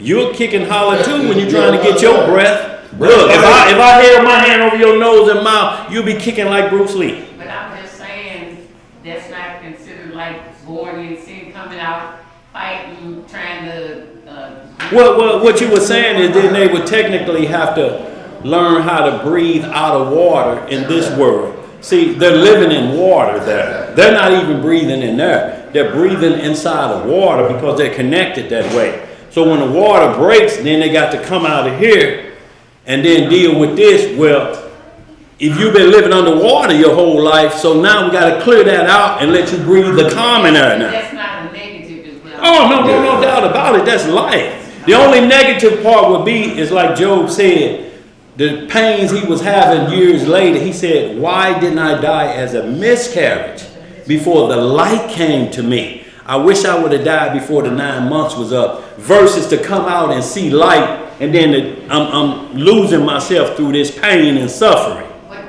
if everybody was born in sin because of Adam, everybody after Adam, and we all were born in sin, how come? Well, see, what you're saying born in sin, and that's not recorded. It's called shaping in iniquity, like David said in Psalm 51. Sin is the transgression of the law. So when you're born in it, there's something that would have to happen with both your parents conceiving you that caused you to be born in sin, and that's not possible because then you would have to be judged right at your birth that you're no good off the top. So that, or we could never have what's called the innocence. So you ever heard the term the innocence? So when you got innocence, you can't be born in sin. See, you're innocent until you're able to keep the law. And that means when a woman reaches her flower, whether it's 10 or 11 years old or 8 years old, when she reaches her flower, she has to do Leviticus 13, Leviticus 14. When a boy reaches his manhood, so to speak, whether that's 10, 11, or 12, he's then under the law, because if that comes out of him, he has to do according to the law to go wash himself before the sun go down. You can't leave that on you. Whether he's 12, 13, that's why Deuteronomy 23:10 talks about if a man have a wet dream. He got to do what Leviticus 14 say, that a man that conscious of what he's doing have to do. They have to do the same things. So you can't be born in sin, but you're shaping in iniquity. It's like somebody build you a brand new car, but they got an aftermarket starter. That's how we were made, because we're in mortality versus immortality. That makes sense? So when we transfigured and we go back into the body that Adam had, then at that point, you're born without sin. I shouldn't say not shaping in iniquity. At that point, you're made whole at that point. You're born pure at that point. Like changed in the twinkling of an eye. You're made righteous like Adam was before they sinned. But see, even Cain, as wicked as he was not born in sin. Because the Most High said, if you obey me, then you shall be what? Accepted. No, you can't bring a clean thing out of an unclean one, so to speak. Right. Everybody, all souls get a fresh start. Everybody, all souls. The father can't be responsible for the children only in the sense that before time when we came here, we're paying for their sins, but we can't be judged for them. Only if we repeat it. But we didn't ask to be in captivity, did we? So we weren't born in sin. We're born because of sinful behavior of our parents. We didn't do it. We wasn't even thought of what they did 400 years ago in Jerusalem. But we're here 400 years later paying for those crimes, and that's 300 or 400 generations. Before us, we didn't commit them crimes. We didn't do what they did. We just have to pay the penalty for it, for the bad behavior. But if we do right, that's why it's very important, sister. You'll understand it perfectly if you read Ezekiel 18th chapter. Read the whole chapter, and you'll understand it perfectly. Of that born in sin is not to be found in the Bible. Written that way. Shaping in iniquity is a different thing. Let's get some more. You fight against your flesh every day. What you got any more? That's the iniquity. What you say, Isaiah? Go ahead. You fighting against your flesh every day. That's the iniquity of it. That's the iniquity in your flesh. Absolutely. Shaping in iniquity. Trying to battle with dead flesh. What you got, sis? In the sense of like with DJ, Yeah. you don't know the law of the transgression of it. I have to train him. Yeah. Right, absolutely. But right now, So right. he's innocent right now. Right, absolutely. Until he reaches a manhood status, everything he do is on you. It's just like if a man gets separated from his woman, but they don't end getting a divorce, you have technically a year before you decide what you're gonna do if you're gonna get a divorce. If you don't and just say, I'll just let her separate. Well, every time she go with another man, guess who that's on? Because you haven't released. You can't just release and just forget about you going with your life, and there's still paperwork tying y'all together. The rules still apply till the paperwork go away. What you got, bro? Based off of what you just said about her son. As parents, we're responsible for what our children do. Yeah, absolutely. And when your children go out and break the law, Yeah, it is the parents' responsibility. absolutely. And we're talking about Moses, when a man and they couldn't get their son together. He was a jack artist. Right. They say we done tried everything. We whooped him. We put him on lockdown. We put him in the cloakroom. Nothing is stopping him. Right. They said at that point, if you can't handle him, you got to bring him to us. We'll fix it. They didn't judge him, and then they say, we got to put him to death. We got to get him the death penalty. He won't do right. Yeah. And parents will bring their children. I just can't do nothing with you. Before I let you kill me, I'm going to take you to them people. And them people see if he can get himself right. If he don't, that's how Israel judged these matters. But they were responsible. They had every time till they just say, we just can't handle it. Right. He bad as hell. We didn't make him bad. The devil just leaped on him like he do anybody. See, the devil don't play fair. The devil will jump on DJ. You think he care that he's in the innocence?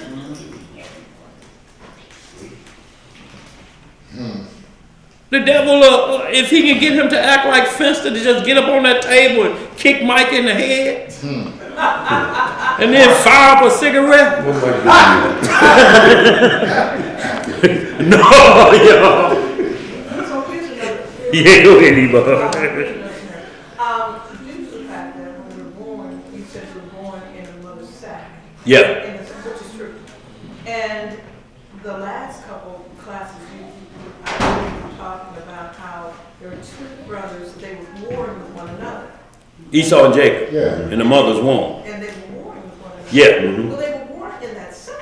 Yeah, they was. And a lot of women, and bringing back to what I was thinking earlier, a lot of women today, they're having their babies underwater first.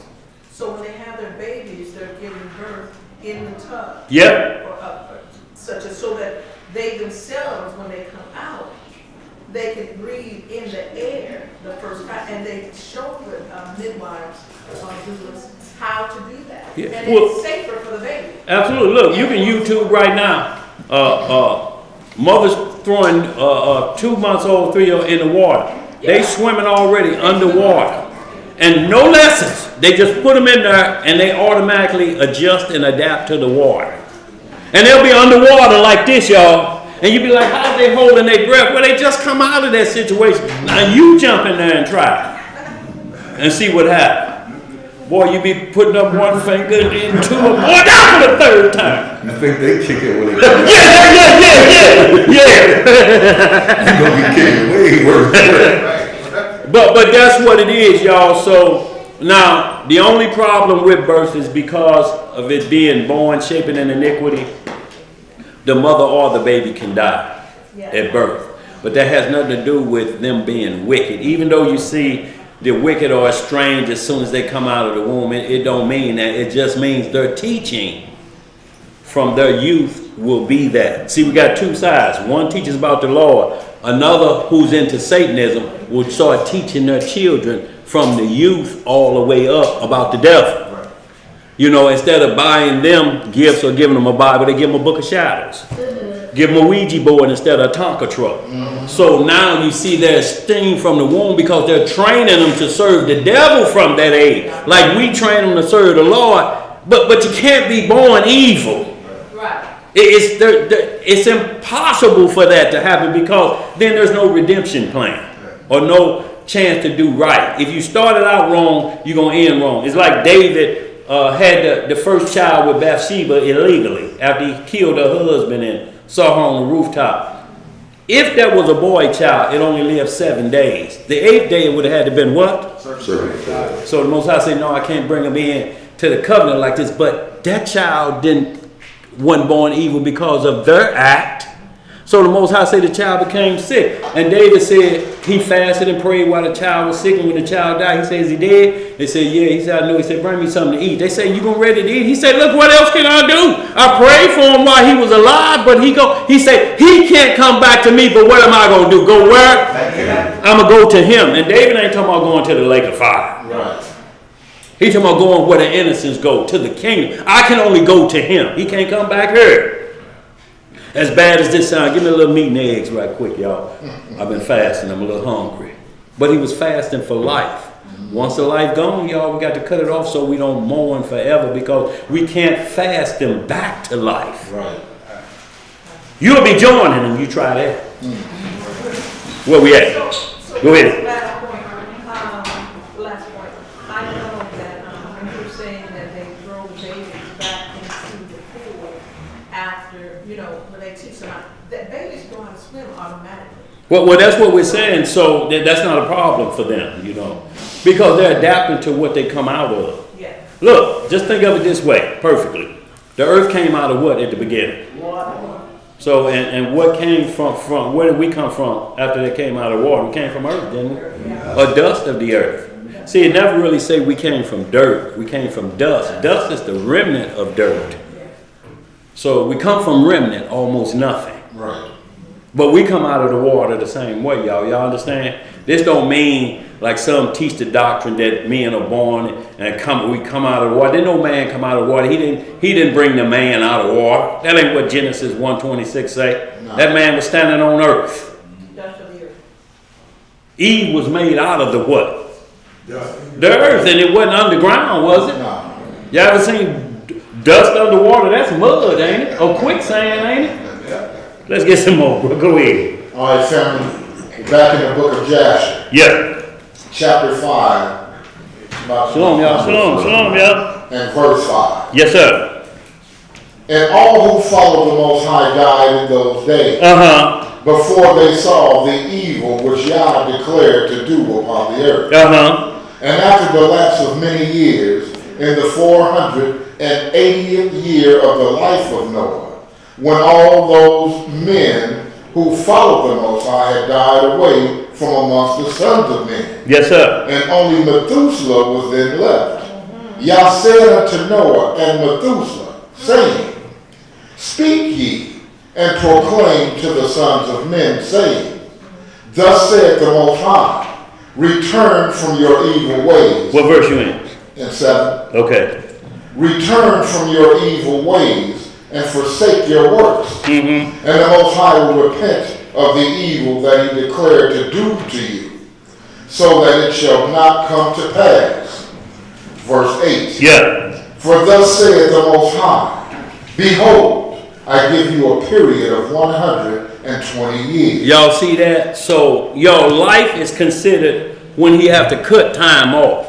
Because see, he's going to end the world after 120 years. So he's saying whoever born in this time period, that's where you're going to max out as far as life unless you get on that ark. Right. So, but at this point, he's just talking about destruction is coming. Right. And it's going to end life.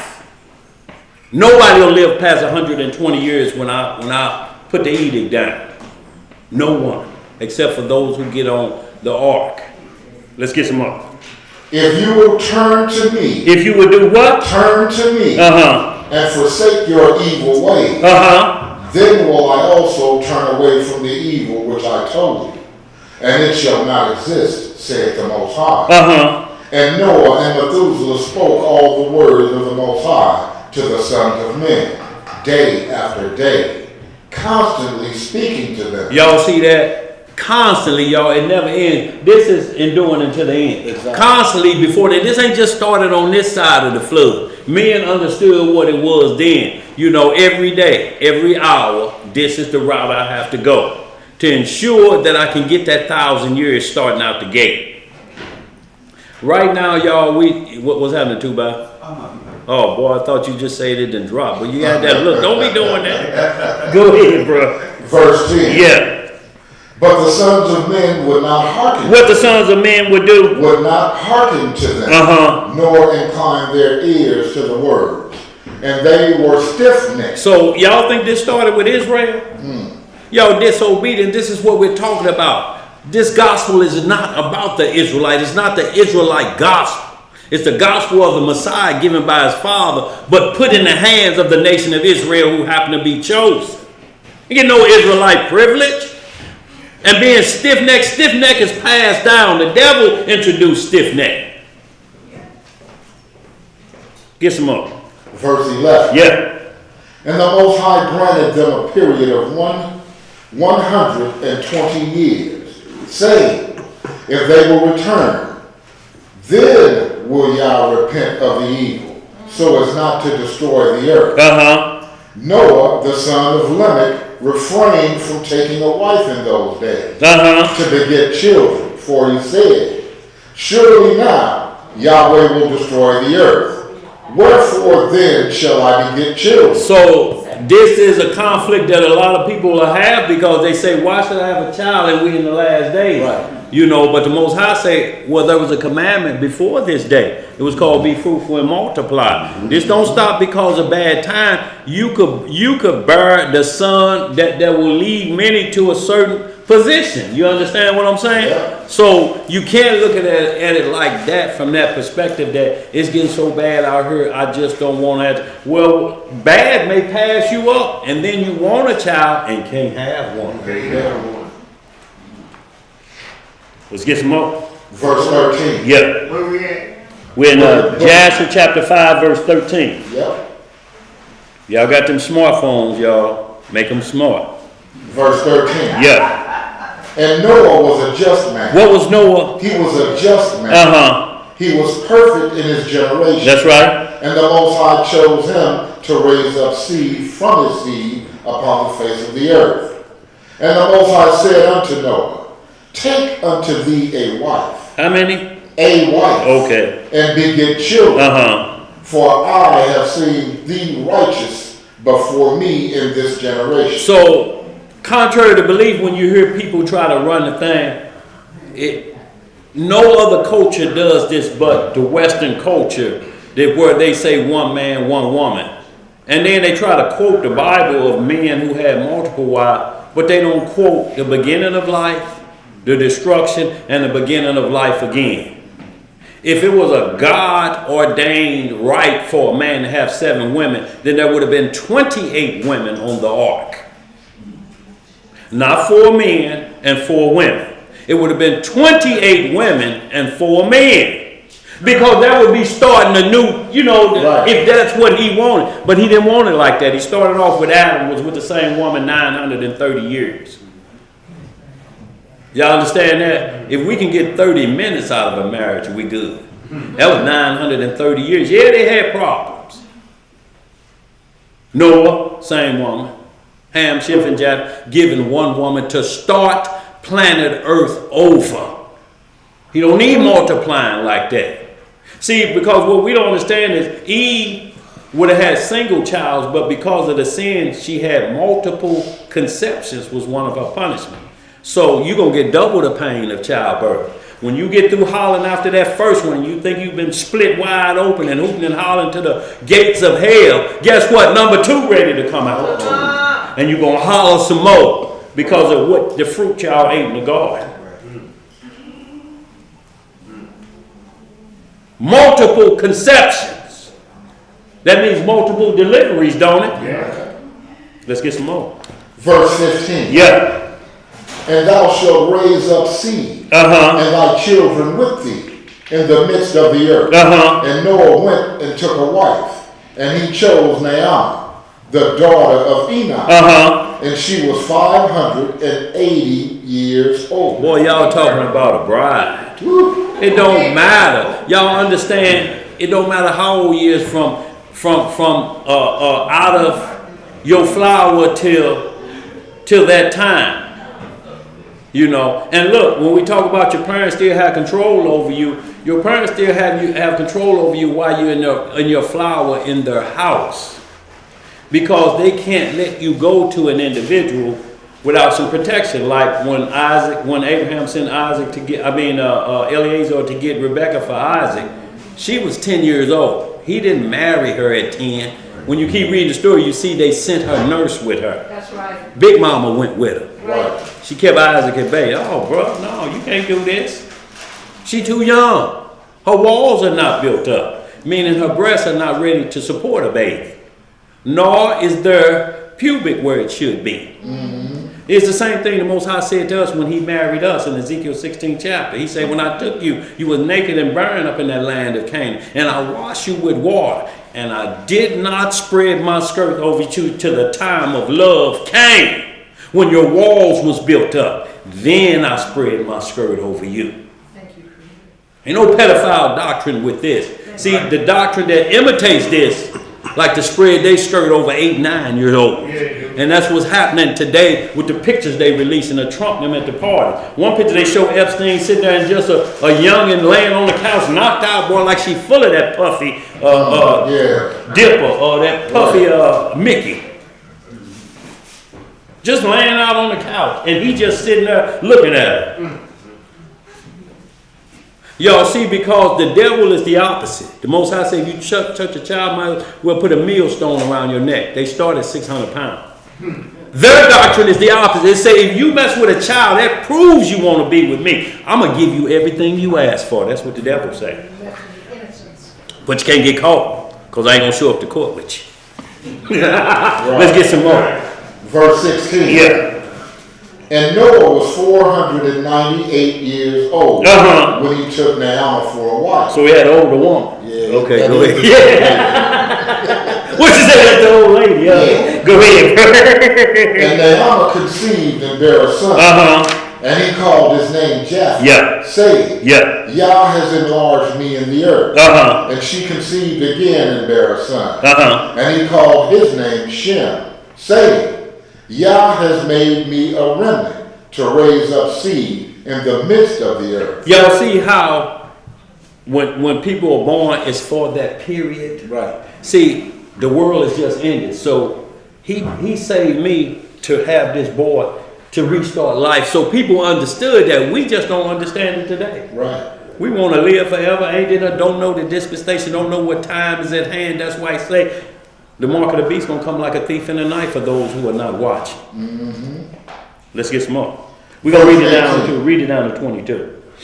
And Noah was 502 years old when Naomi bare Shem. And the boys grew up and went in the ways of the Most High. And all that Methuselah and Noah their fathers taught them. Who taught them? Methuselah, and Noah. See, this is why we can't say no other nation ain't supposed to have it but Israel. Right. They're getting the same commandments. This Ham, this the father of all African nations. This is Shem, the father of all the Hebrews. And this is Japheth, the father of all the Gentiles that live on islands. Mm-hmm. And all of them get the same commandments. Yeah. Nobody on earth gets a different set of commandments unless you choose a different God. Then you'll get a different set then. That's why we can't just attack anybody or say we're going to punish somebody or somebody was designed to be killed. It was like you were saying, well, Ham doing all that dirt. Oh, he was created for wickedness and he's given the commandments of God. That would be an oxymoron. Here, do this, don't do nothing. Because it ain't going to do you no good anyway. I'm going to kill you at the end anyway. But you still got to do the commandments. Right. It don't make sense, y'all. And nobody on this earth, from the seed of Adam, have not ever been given a chance to do what we call do right. Because at Ezekiel 18, say if a son see his father who was a robber and a murderer, and he don't rob and murder, shall that be counted as righteousness? It say yes, it should be counted as righteousness, even though his dad is crazy as hell. Right. You gone, Dre? Be careful out there, bro. Come on, my kid. Verse 19. Yes, sir. And Lamech, the father of Noah, died in those days. Yet verily he did not go with all his heart in the ways of his father. What did he not do? He did not go with all his heart in the ways of his father. Yes, sir. And he died in the 195th year of the life of Noah. And all the days of Lamech were 770 years, and he died. See how everybody was in the nines and different things, but still 700 years. Yeah. This is a merciful y'all. Yes. Giving individuals 700 years to get his mind right. Thank you, Jesus. To get his mind right. Who else gonna give you that time like that? Thank you, Creator. Let's get some more. Verse 21. Yeah. And all the sons of men who knew the Most High died in that year before the Most High brought evil upon them. Before he brought what? Evil upon them.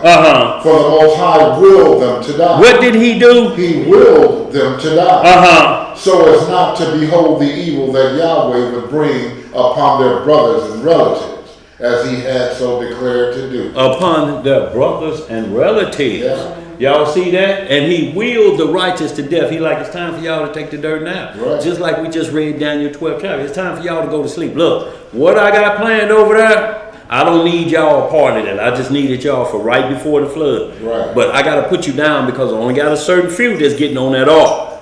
But know that how y'all going to rise. Y'all going to rise in great power. Yes, sir. You know, and don't worry about that taking the dirt now. You got to take it anyway. So, we have people today, I'm sorry. Go ahead, Emo. We have people today that in their 70s and 80s and still doing it. 70 and 80 still doing wickedness. 70s and 80s. Wickedness don't have no age limit, Emo. And I'm like, you have enough time. Got time. Well, they think they got time. Look, because like Menzel just said, they think, man, y'all still waiting on the second coming of Messiah? Man, how long that been? Man, tell how long it been. 2,000. I guess you got another 2,000 years in you, huh? See, so when you have that mindset, you figure that ain't gonna never end. You know. But these are the ones who trying to escape judgment day out of their mind. Be careful out there, Seth. Come on, sir. God bless you. All right. Bless you too, Seth. No doubt. So no, Emo, it's if they accept the wrongdoing, if they understand that I'm giving you this time. But a lot of them is like Romans 1:20, they end up with a reprobate mind, which means hopeless. It's like a penny with a hole in it. You can't spend that nowhere. Nowhere. You can't even sell that at a Girl Scout lemonade stand. They won't take a penny with a hole in it. So at that point, when you get a reprobate mind, your mind don't come back to righteousness because you're glorying in your shame. You don't care who see you. You wear a mini skirt up to the small of your back in front of a library at 12 noon. Uh-oh. and bend over and tie your shoe, No, facing the window. no, good. But this is what we're talking about. So you understand, you know? Let's get some more, y'all. You want some more of this? You said? No, we're down to 22. Did you finish? Yeah. Okay. So y'all, now we're going right to the 6th chapter. And we're just going to read a couple of those. We ain't going to go through the whole chapter. We're going to get a couple more. And what we're just trying to do is why he, go down to verse 11, 1 through 11. Yeah. What book? Same book. Same book. We're just going to the next chapter. Okay. Number 9. So, Jeb, run that 1 through 19, y'all. We'll call that. 1 through 20. I'm good. 1 through 20. That's good. Y'all, because it's very important to say we're in the same book of Jasher. Jasper, what did you? That's the lost book, Jasher. We're going to chapter 6. We was in chapter 5. We're just going chapter 6, 1 through 20. And y'all, it's very important that we understand these things at the end of time, y'all. So a lot of y'all, we talking about wars, rumors of wars. So, and we know Levi was to the end, and we're just using him as an example. Shalom, my D, be careful out there, bro. So we're just as an example that a man we know believed it with all his heart to his dying day, you know. And the Most High man just said, Levi, you done what I need for you to do. Yeah. People over in Jerusalem are you know, adhering to, you know, what you taught and what you know, what you expressed to them. And you always said, I ain't healing you. You healing yourself if you pay attention to the Most High. It ain't me. I'm just saying, here, this is what you need to do. And it's the same way with us, y'all. We ain't healing nobody. We just passing the message of healing called the gospel. The good news. You can't make the good news about corruptible people. No. They make the good rules about Israelites and don't mention why we here. So when you escape that and then you go up against another nation and say they wicked, but you never explain why we here, Right. That's crazy talk. That means you're going to die in your sins. That's why I say if your righteousness don't exceed the righteousness of the Pharisees, you have no part in where? This world or the In this world or the world to come. You can't even get in on this side of the flood, so to speak, let alone the other side.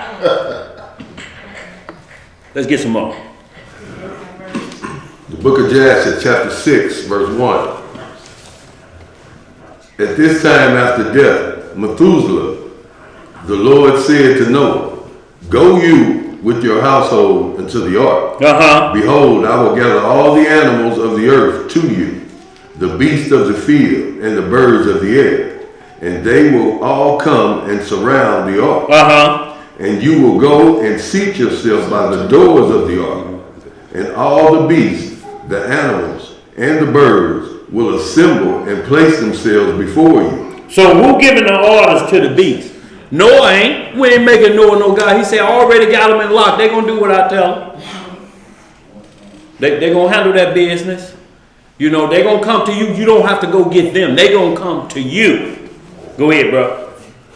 And such of them as will come and crouch before you, you will take and deliver into the hands of your sons, who will bring them to the ark, and all that will stand before you will leave. And the Elohim brought this about on the next day, and the animals, beasts, and birds came in great multitudes and surrounded the ark. Now notice what he said. He said, all the ones who stand can't get on the ark. He said, every animal should come and bow to you like they did Adam. Adam named every animal. Yeah. He didn't create them. He just named them. Look at that one. Horse. Goat. Bear. Pig. Y'all understand? He named all of them, and in like manner, he's telling Noah the same way. Look, they're going to come and bow to you because they know you have authority over them. So it's going to be just like it is in Isaiah 65 and 20, say when the wolf shall lay down with the lion, they both going to eat straw like the bullock together. Ain't going to be like I got a desire for your flesh because I'm a wolf and you a sheep. No, we eat the same diet. And the ones who bow before Noah didn't have to worry about having 10,000 different diets so they eat each other on the boat. Everything on there ate like they did in the garden. Right. All the beasts, except for the ones who wouldn't bow down to Noah. They didn't get them. And he saved them for a reason, though, the disobedience. for a certain reason to handle the disobedience. Yes. Those animals had a tasty treat when that ark door closed. Right. Oh boy, the fowls of the earth too, plucking eyes out and devouring them. Go ahead, read some more of that. Verse 4. Yeah. And Noah went and seated himself by the door of the ark. And of all flesh that crouched before him, he brought unto the ark. Yeah. And all that stood before him, he left on the earth. Yes, sir. And a lioness came with her 2 whelps, male and female. And the 3 crouched before Noah. And the 2 whelps rose up against the lioness and struck her and made her flee from her place. And she went away. And they returned to the place and crouched on the earth before Noah. And the lioness ran away and stood in the place of the lions. And Noah saw this and wondered greatly. And he rose and took the 2 whelps and brought them unto the ark. And Noah brought unto the ark from all living creatures that were on the earth, so that there were none left except which Noah brought into the ark. 2 and 2 they came to Noah into the ark. So that's what they sing on TV about Noah's ark, 2 and 2. So but they don't repeat this next verse that coming up. So you think 2 pigs got on the ark and 2 deer, 1 male, 1 female, 1 deer. You understand what I'm saying? But they came on by the 7th.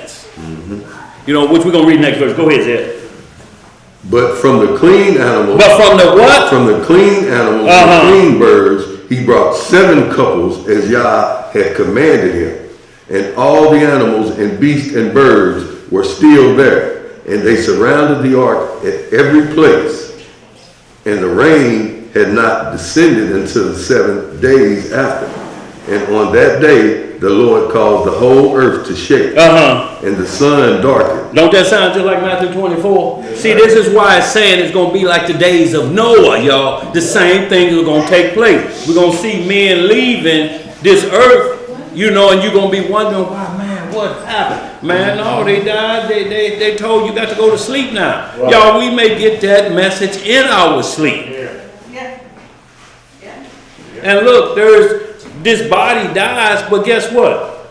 There's a death called natural causes. We don't know what caused them to die. You know what caused them to die? Hebrews 9:27. For it's appointed for man to die once and then to what? Judge. It don't matter if it's natural or whatever it is. You got one lick you gonna hit. The doctor just can't find what caused it. You know what caused it? The Most High say it's enough. That's it. Whether you 15 or 55 or 105, when he say your number's up, What you gonna do? what you gonna do? Let's get some more. And the foundations of the world raised, and the whole earth was moved violently, and the lightning flashed, and the thunder roared, and all the fountains of the earth were broken up, such as were not known to the inhabitants before. And Yahweh did this mighty act in order to terrify the sons of men. Why did he do it? To terrify the sons of men, that there might no longer be evil on earth. So you see, he never torments a soul coming into the world. Just those who won't do right till he say the end of time. You still ain't gonna do right. I'm telling you, I'm finna destroy the world, and you still want to go to the club. Right. We got time, don't we? Right.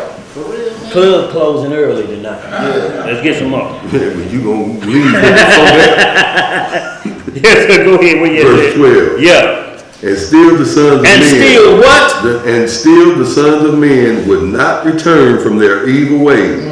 And they increased the anger of the Most High at that time, and did not even direct their hearts to all this. Yes, sir.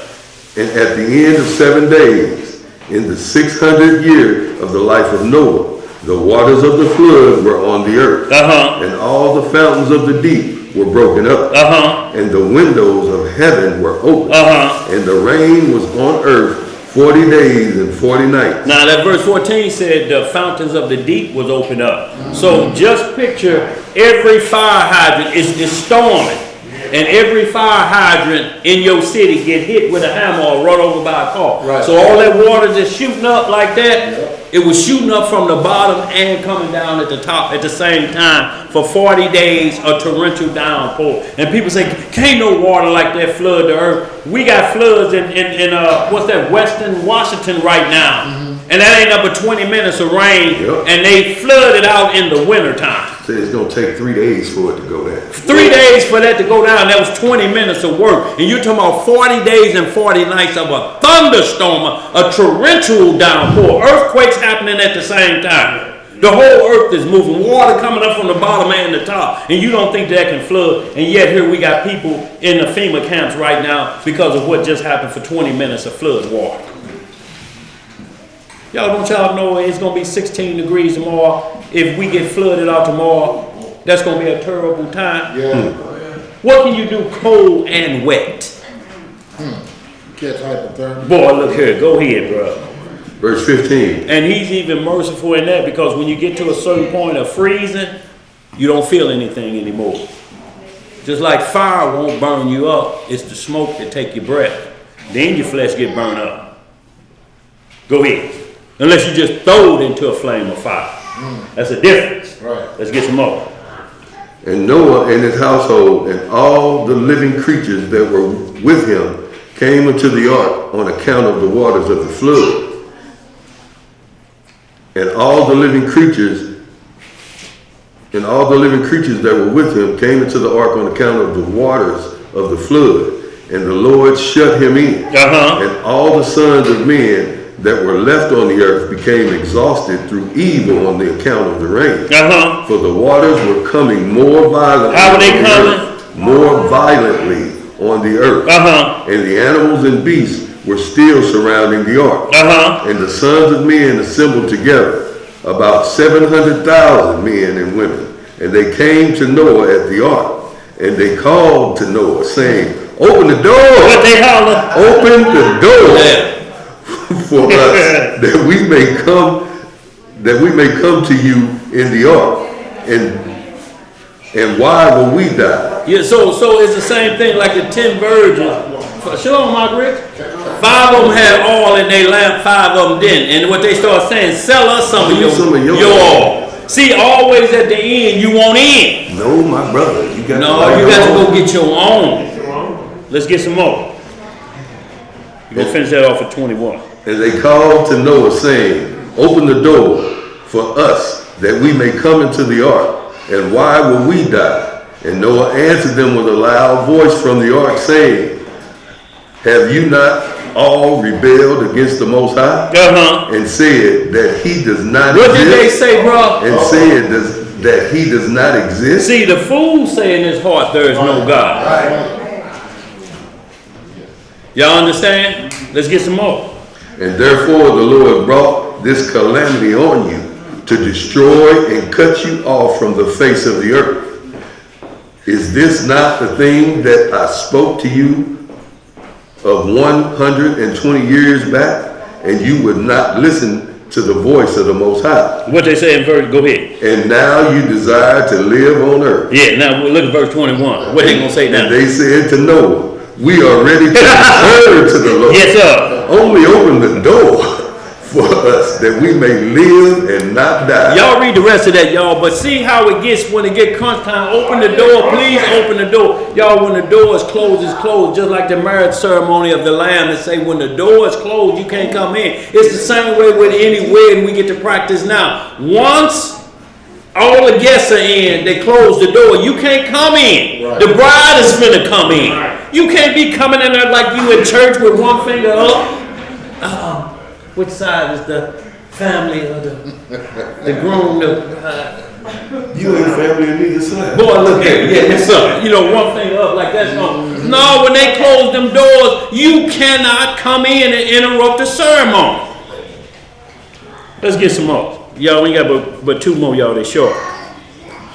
Going to the book of John. No, I'm sorry, Isaiah 38, 1 through 6. Y'all, we got 2 after that short ones. Y'all, we're going to close on out because we got to just mention about the Feast of Dedication tomorrow. You know, and y'all, there's some that we truly need to dedicate ourselves and make sure we have enough oil in us, because we don't know when the door is gonna be closed, y'all. You know, because it's a lot. The men that's in charge of this world can destroy it. At least America can destroy the world 18 times. Russia is above that. And I believe China has more nuclear than that. Not only that, if they never use it, they still on Earth. They still under sea. And anytime they can get a leak and destroy our life anyway. Nuclear fallout, y'all, I don't care what you eat and how you eat. If you breathe in some nuclear fallout, it's gonna be trouble for you. You're gonna have the hot lungs. I don't care what diet you on, hot lungs is coming. Let's get some more.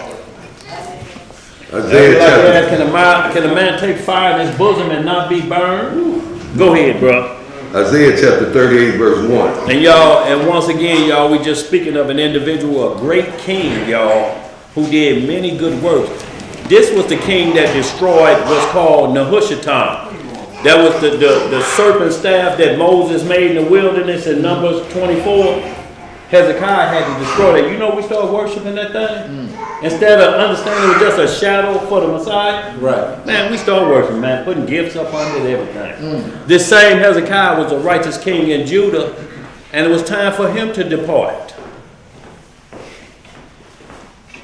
Y'all, you want to see a little bit more, but you don't know what we asking for. Y'all, do y'all truly understand what it would be like if tomorrow we woke up and say, don't nothing move, all your accounts are frozen. Every account at the gas station, everything at the service station, you will not be able to buy, sell, or trade. Who's ready for that right now? We can say it, but until you get there and your heart panted like it's almost gonna die, and you get through that initial period, then you can handle it. Well, y'all, we don't know what hunger is. Right. Y'all, we ain't got the flies out of our eyes and the swole belly. I'm talking about that's hunger. I'm talking about that Gaza Strip type of hunger. We don't know that, y'all. Yeah, we've been hungry because we didn't want to thaw out the chicken. Right. So we decided a butter and sugar sandwich. Put it on toast, yeah, put it in the oven, you know, and let that butter melt, put some sugar on it. Oh, tasty cinnamon treat made with sugar. You know what I'm saying? But that was because your mom went home and it wasn't thawed out. But I'm talking about hunger when you go to the door and threatening everybody else because they tracking everything. We see here you went over on Union and bought some groceries. Right. And we tracking you, we don't see you go home. You went to that spot where them Christ followers are at. Tell us we lying. Did you deliver to them? And the devil tell him, yeah, you did, he did. But guess what? He fooling himself. You done took the mark of the beast. You can't get out by giving nobody else no groceries and say, talk to the Lord for me. I'm ready to do right now. I want to get a mark back. Right. Can't get that back. Let's get that Isaiah 38. Y'all, we're going to close on out here with these last two. They're only two lines. Go ahead, run that as Isaiah 38, 1 through 6.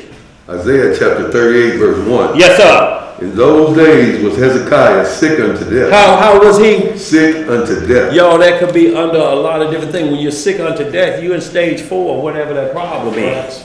Sick unto death. It's like they saying you better get your spiritual advisors down here. Ain't nothing no more the doctors can do. It's spiritual advisors at this time. Go ahead. House in order. Get your house in order. Yes, sir. And Isaiah the prophet, the son of Amos, came unto him and said to him, thus said the Lord, set thine house in order. What'd he say, do? Set thine house in order, for thou shalt die and not live. But look, and see, y'all, this is why it's so important. If you know, for those people that call themselves speaking in tongues and saying the Lord spoke to me, but I ain't supposed to know what he said to me, which is a bunch of tomfoolery. What if he told you to get your house in order? You need edification for that. I ain't supposed to know that. All I know, I was talking angel talk. Right. I ain't supposed to know that. See, and why is it all of them have that Donald Trump hands? I ain't supposed to know all of that. I just spoke in tongues. And you don't know what you said. Right. What tongue were you speaking? What tongue were you speaking in? I ain't supposed to know that. Well, when you read the instructions of tongues in 1 Corinthians 14, it say, go in your closet and pray that you may interpret. You at least need to educate yourself. How you know I ain't told you this your last night on earth? You flow, Sean. And now you finna be the show or the flow. Let's get some more. Finish Verse that up. 2. Yeah. Then Hezekiah turned his face toward the wall and prayed unto the Most High. Y'all see that? The minute he told him, Hezekiah, you get ready to get out of here. He didn't beg, he turned to, well, he just turned and knew what he had to do. Show him, bro. Prayer is what we talking about. He turned to the wall. He like, oh man, it's that time already. Now look, he's sick unto death, but he don't want to leave. Right. Because, yeah, we read about it, y'all, but we just don't know. That's why the hope have to be there. Hope is the evidence of things not seen. Y'all, we singing the kingdom now. Y'all, we'll disgrace it.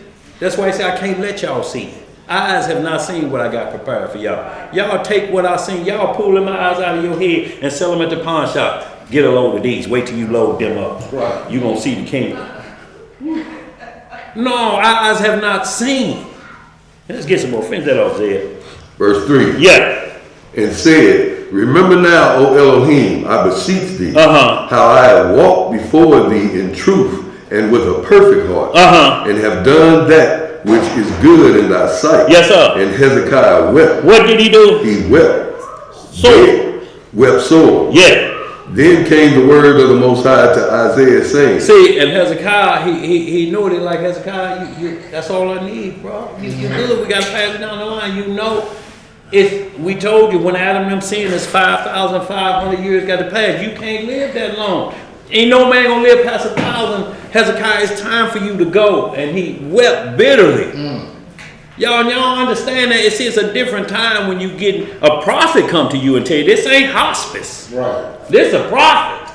He gonna give you the date, time, and hour. Yeah. Let's get some more. Verse 4. Verse 5. Okay. Go and say to Hezekiah, thus says the Lord, the God of David, thy father. I have heard thy prayer. What did you? I have heard thy prayer. I have seen thy tears. Behold, I will add unto thy days 15 years, and I will deliver thee in this city out of the hand of the king of Assyria, and I will defend this city. So, well, you go ahead and read them last two. And this shall be a sign unto thee from the Most High, that the Most High will do this thing that he has spoken.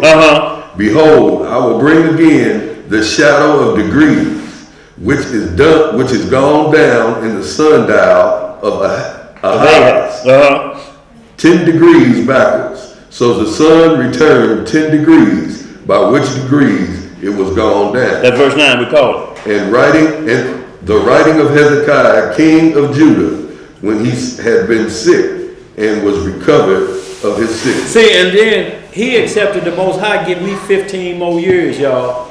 But y'all, time don't wait on no man. Right. Time go by. Y'all know how fast them 15 years went by? But still, just to be given extra time because of your righteousness, not because of your wickedness. You get, but he prayed for, he asked, Lord, just a few more years. What you got, bro? Did he have Manasseh in 15 years? Did he do what? He brought Manasseh over in 15 years. Could have been. I'm not sure. I have to read on down a little bit more, but he probably was already born. But because you passed the kingship, but to your next son. But what I'm just saying is that just to pray and just ask for a little bit more time, y'all. And a lot of us done that already and been given time. The problem is, have we done what we say we gonna do? Right. With that time. If you like, Lord, I swear, if you give me to just see them children graduate, I swear, and then they graduate and you can change your mind now. Right. Lord, if you just let me see them get their doctorate degree and get out of college, now it's switched up, you want longer.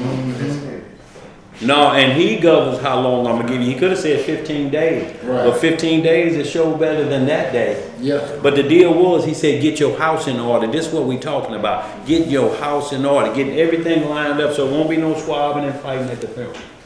He would have wanted me to have that. If he didn't want you to have that, he'd have gave it to you. There you go. What you got to do about I was in the chat asked, this was back when we were talking about pregnancies and whatnot. Yeah.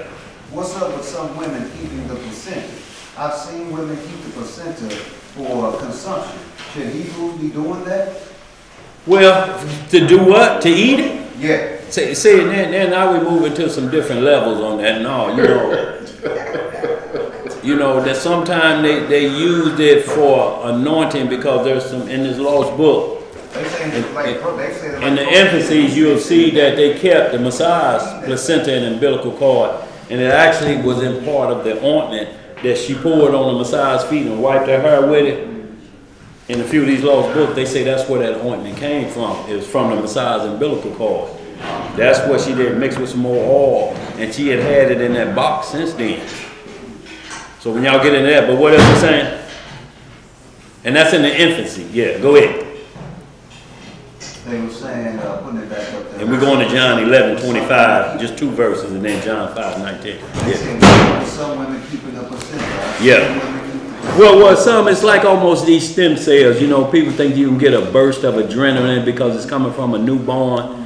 It's like, if y'all ever seen that movie Lucy? And that HD3, whatever they was trying to get, those are the building blocks of a baby. Like right now with DJ building, his body is steady building. It's building and it's growing. And a lot of people think, well, if I can get his DNA or I can grab hold of that, that'll extend my life. You know, so that's a lot of reason they sacrifice children. They're trying to get that out of what was happening. Is that me? Yeah. What was that? What was that? No. Okay. Yeah, so you know, and that's what happens, y'all, but no, or those are some kind of rituals that they're keeping those things. What is the purpose for keeping them? Did he say why they want to keep them? What is it supposed to do? I've seen women keep the placenta for consumption. I mean, what was it supposed to do? That's the difference. Because it has to do something. Everything got a meaning for it. They just hungry? You know, no, because they just hungry, you know, after the baby, you know, they like, look, hell, it done ate up all my food, I'm going to eat up his. Shit, why ain't she but taking the umbilical cord? I haven't researched, I've heard that it puts nutrients back into the woman's body that she's lost during the pregnancy. Well, if that's the case, that ain't never been, you know, authorized by the Most High. For one, it's full of blood. The Most High is the power that gives you. You know, right. So what we're talking about is then, and see, if they cooking it, I missed that one. Hold on, Zeb, I'm gonna come back to that. But if they cooking it and, you know, they getting the blood out of it, but that ain't even, because it ain't on the lawful list. You know, it's like these rabbis, just a whole nother tale, like these rabbis now are circumcising the boys with their teeth in their mouth. And they're giving the babies HIV. You know, y'all can Google that right now, rabbis circumcising with their teeth. So once these old wives' tale come in, and all of it is to say, we want to go around God as preserving our life. We find another way to get rid of this shaping in iniquity flesh. Like one man was doing transfusions with his son that's 20 years old. He said, if I get my son's blood in me, they say, oh no, all you did was added a disease to yourself. And he found out that it don't work.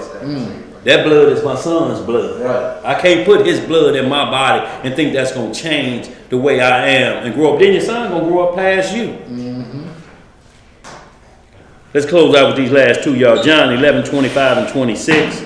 And then we're going to John 5:19. We're going to close out. And y'all, because this is the end of the matter, y'all, this is what we hope. This is, see, and hope is things not seen, y'all. We can't just imagine in our mind what the kingdom is. The mind imagine evil things. Right. You know what you'll be imagining in the kingdom is some unrighteousness there. Man, that's all y'all gonna be doing? Babies just gonna be on the cloud and people just saying holy, holy, holy nonstop like around throne. Is that it? Right. Strip-ons. See, and that's the mindset. Because the eye can't see it, so they start to imagine things. He like, no, I'm telling you what it's gonna be like. I'm gonna show you this. I'm gonna let y'all walk around the wilderness and y'all heels ain't gonna run down on y'all shoes. Y'all clothes are not gonna wear out. So that y'all can understand that what I'm telling y'all is real. But we don't like it. We stiff-necked. Send me back to Egypt. Right. Where I can go to Vegas. What you do in Vegas, stays in Vegas. Except for the books of the Lord. They ain't told you that. They in his books what you did in Vegas. Let's get some more. Got there. Boy, and that what? Uh-oh, boy, that disease you ain't told nobody about. Home with you. Huh? To that one they say she didn't look like she had nothing. Let's get some more. She looked like she was a woman too. Let's get it. John 11:45, and this is when Mary and Martha was informing the Most High that Lazarus had died, but he already knew. Let's get it, y'all. The book of John, chapter 11, and verse 25. Yeshua said unto her, I am the resurrection Yes, sir. and the life. Yes, sir. He that believeth in me, Uh-huh. though he were dead, Uh-huh. yet shall he live. Yes, shall he do what? He shall live. Uh-huh. And whosoever liveth and believeth in me shall never die. Uh-huh. Believest thou this? That's the question he asked. He like, look, you ain't gonna never die. And we think about this corner like we gonna save this rotten flesh that you be belting and have cholera and upset stomachs and all this. We wanna save this. Did you smell yourself in the Boy, bathroom? look here. Boy. You talking about you had to get out of You there. wanna You say like, that? I had to say time out. And I'm gonna go back in there in 20 minutes. It just got the air out in there. Yeah, the spray while you Boy, look here. And y'all, this is what we talking about when he say he the life and the resurrection. He said, I'm Alpha and Omega, didn't he? Right. And y'all, those are Greek words meaning for their alphabets. It starts with Alpha and end with Omega. Meaning two about talking about, but they mean the same thing. I'm the beginning and the end. He said it's similar to Aleph and Tav in the Hebrew. But this is in the book of Revelation. So, see, if you fix your mouth and say, well, Revelation ain't supposed to be in the New Testament, it's supposed to be in the Old Testament. Well, start off with Jesus Christ, the testament of Jesus Christ. And it ends with I'm Alpha and Omega. So you still putting Greek in the Old Testament. Y'all understand what I'm saying? Yes, sir. See, don't fool yourself. He said, I'm the volume of the book. You can move the books all around. I'm going to still be in every one of them from Genesis to Revelation. He's the Word made flesh. He's the Word made flesh. I didn't start. I'm the root of David. I'm not the offspring. Right. Only. You know what I'm saying? Right. Run this last one, John 5:19. All We're right, going to now, close out, y'all. reading in the book of John, chapter 5. We'll start the reading in verse 19. It reads, Then answered Yeshua and said unto them, Verily, verily, I say unto you, the Son can do nothing of himself, but what he seeth the Father do. Yes, sir. For what things soever he doeth, these also doeth the Son likewise. Yes, sir. For the Father loveth the Son, and showeth him all things that himself doeth. And he will show him greater works than these, that ye may marvel. Yes, sir. For as the Father raises up the dead, and quickeneth them, even so the Son quickeneth whom he will. Yes, sir. For the Father judgeth no man, but hath committed all judgment unto the Son, that all men should honor the Son, Yes, sir. even as they honor the Father. He that honoreth not the Son honoreth not the Father which hath sent him.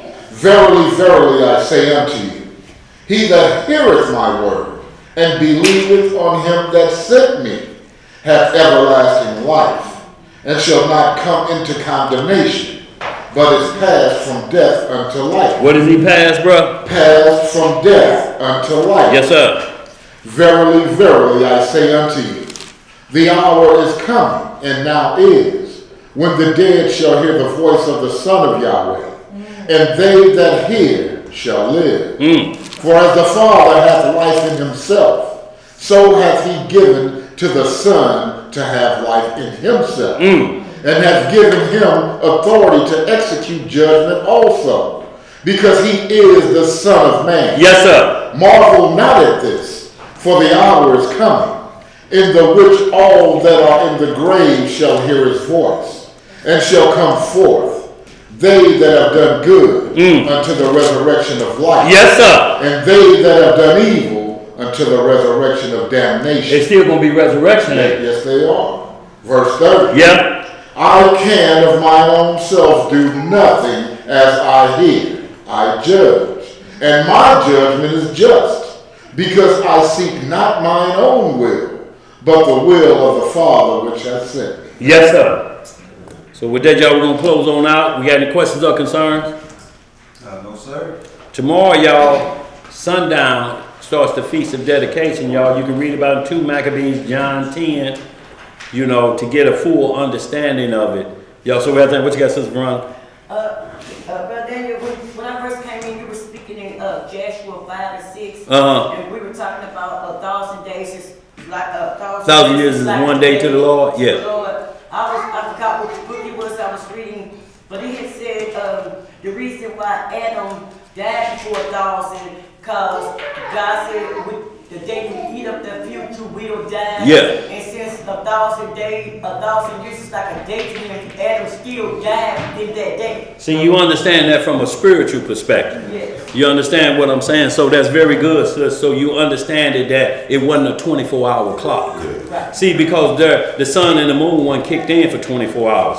That's plan B. That's why it was created on the 4th day. But there was light on day 1, 2, and 3. That's the light they were living under until they sinned. Now you got to go under the clock. It's going to burn you. It's going to feel hot out in the field. But this is what you wanted. You didn't like being born and retired.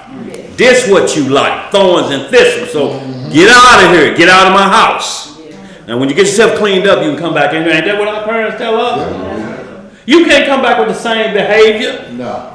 Mama, I'm back. Did you cook something? Boy, that's what you I come from a different time. Yes.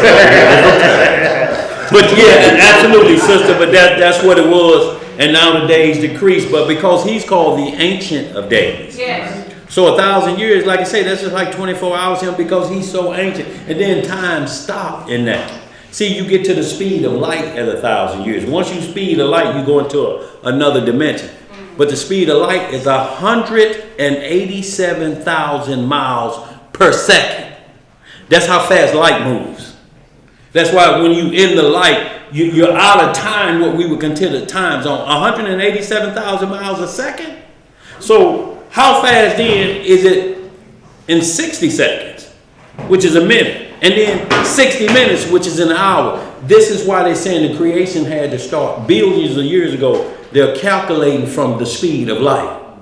You understand what I'm saying? If 187,000 miles a second, and then they get up to 100 years, you way off into light years. It's like you'll hear them say today, oh, we just saw a new galaxy 10,000 light years away. Then it ain't new.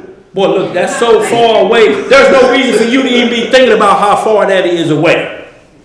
And you driving late to work now anyway. You 10 minutes late, you already on grace time. You got 2 minutes of grace time left. And you worried about 10 light years away. Right. Feast of Dedication tomorrow, y'all, starts at sundown, December the 22nd through, December the 14th through the 22nd. 8 days, y'all. If you ain't got your menorah, it may be a little late, but it's symbolic.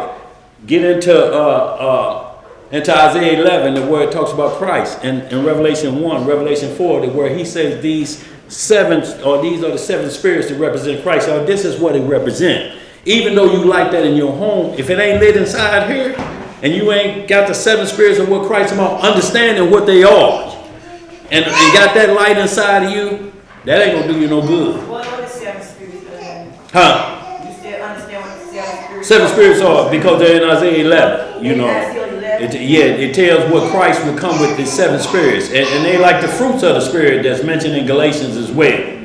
Galatians just happened to mention 2 more, but it could be 2 tied into 1. But it's just saying the Messiah would have these 7, and the candlestick represents the Messiah. Like your manure's up. Like your manure's up, yes sir. So we got any more questions or concerns? Anybody in here, if you need to get your name on the list, we got to do this, y'all, because we done been to the store, so we may be putting you on what's called the late list, but never too late. So we just have to have it, y'all, but we already prepared for a certain number anyway. So y'all, hope everybody is getting prepared and ready for this dedication, because you're dedicating yourself to the church, so to speak, or the body of Christ. Get that all in you, y'all. Get some light inside you and get that darkness out. See, those 7 spirits keep the darkness away. You got anything else, Tuba? No, sir. Let's close it out. All praises to the Most High, y'all. May the Most High have mercy on Levi Raphael's soul and all believers that departed yesterday, day before, and today. All believers.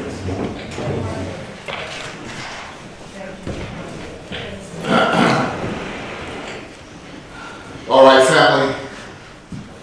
We're going to get this closing prayer. And it is with the Most High's permission. And it's in the name of His only begotten and beloved Son. Yes, sir. Our Lord and Savior and our Redeemer, Yahushua HaMashiach. But we know him as Jesus the Christ, family.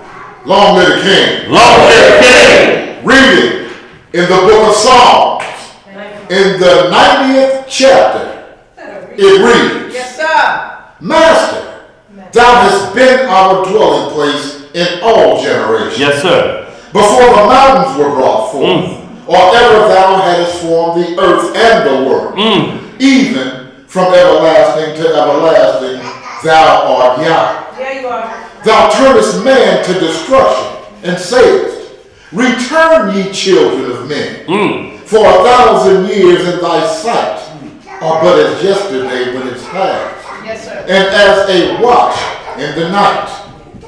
Thou carriest them away as with a flood. They are as asleep.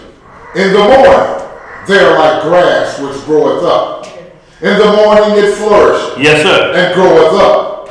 In the evening it is cut down and withereth. For we are consumed by thine anger, Yes, sir. and by thy wrath are we troubled. Yes, sir. Thou hast set our iniquities before thee, Yes. our secret sins in the light of thy countenance. Yes, sir. For all our days are passed away in thy wrath. Yes, sir. We spend our years as a tale that is told. The days of our years are 80 years and 10. And if by reason of strength they be 80 years, Yes. yet is their strength labor and sorrow. Yes, sir. For it is soon cut off, and we fly away. Yes, sir. Who knoweth the power of thine anger? Even according to thy fear, so is thy wrath. Yes, sir. So teach us to number our days, Yes, sir. that we may apply our hearts unto wisdom. Yes. Return, O Yahweh, how long? And let it repent thee concerning thy servants. O satisfy us early with thy mercy, that we may rejoice and be glad all our days. Make us glad according to the days wherein thou hast afflicted us, and the years wherein we have seen evil. Yes. Let thy work appear unto thy servants, and thy glory unto their children.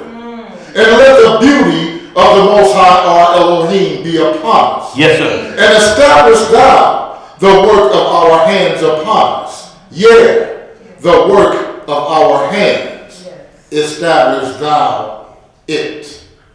Hallelujah! Say Yes, sir. Baby girl wanted to holler that out. We heard you. Yes, sir. Tomorrow, we should, for that. Down here, yeah, 2 p.m. for everybody that's, let me say this again. All praise to the Most High, y'all. Shalom, family. Thank y'all. If y'all got a shekel or two, we greatly appreciate it. Thank y'all for all y'all support. What you saying, Mike? Yeah, set up time, 2 o'clock, and Yes, sir. you didn't say about start time. Well, we're starting at 4 to 8.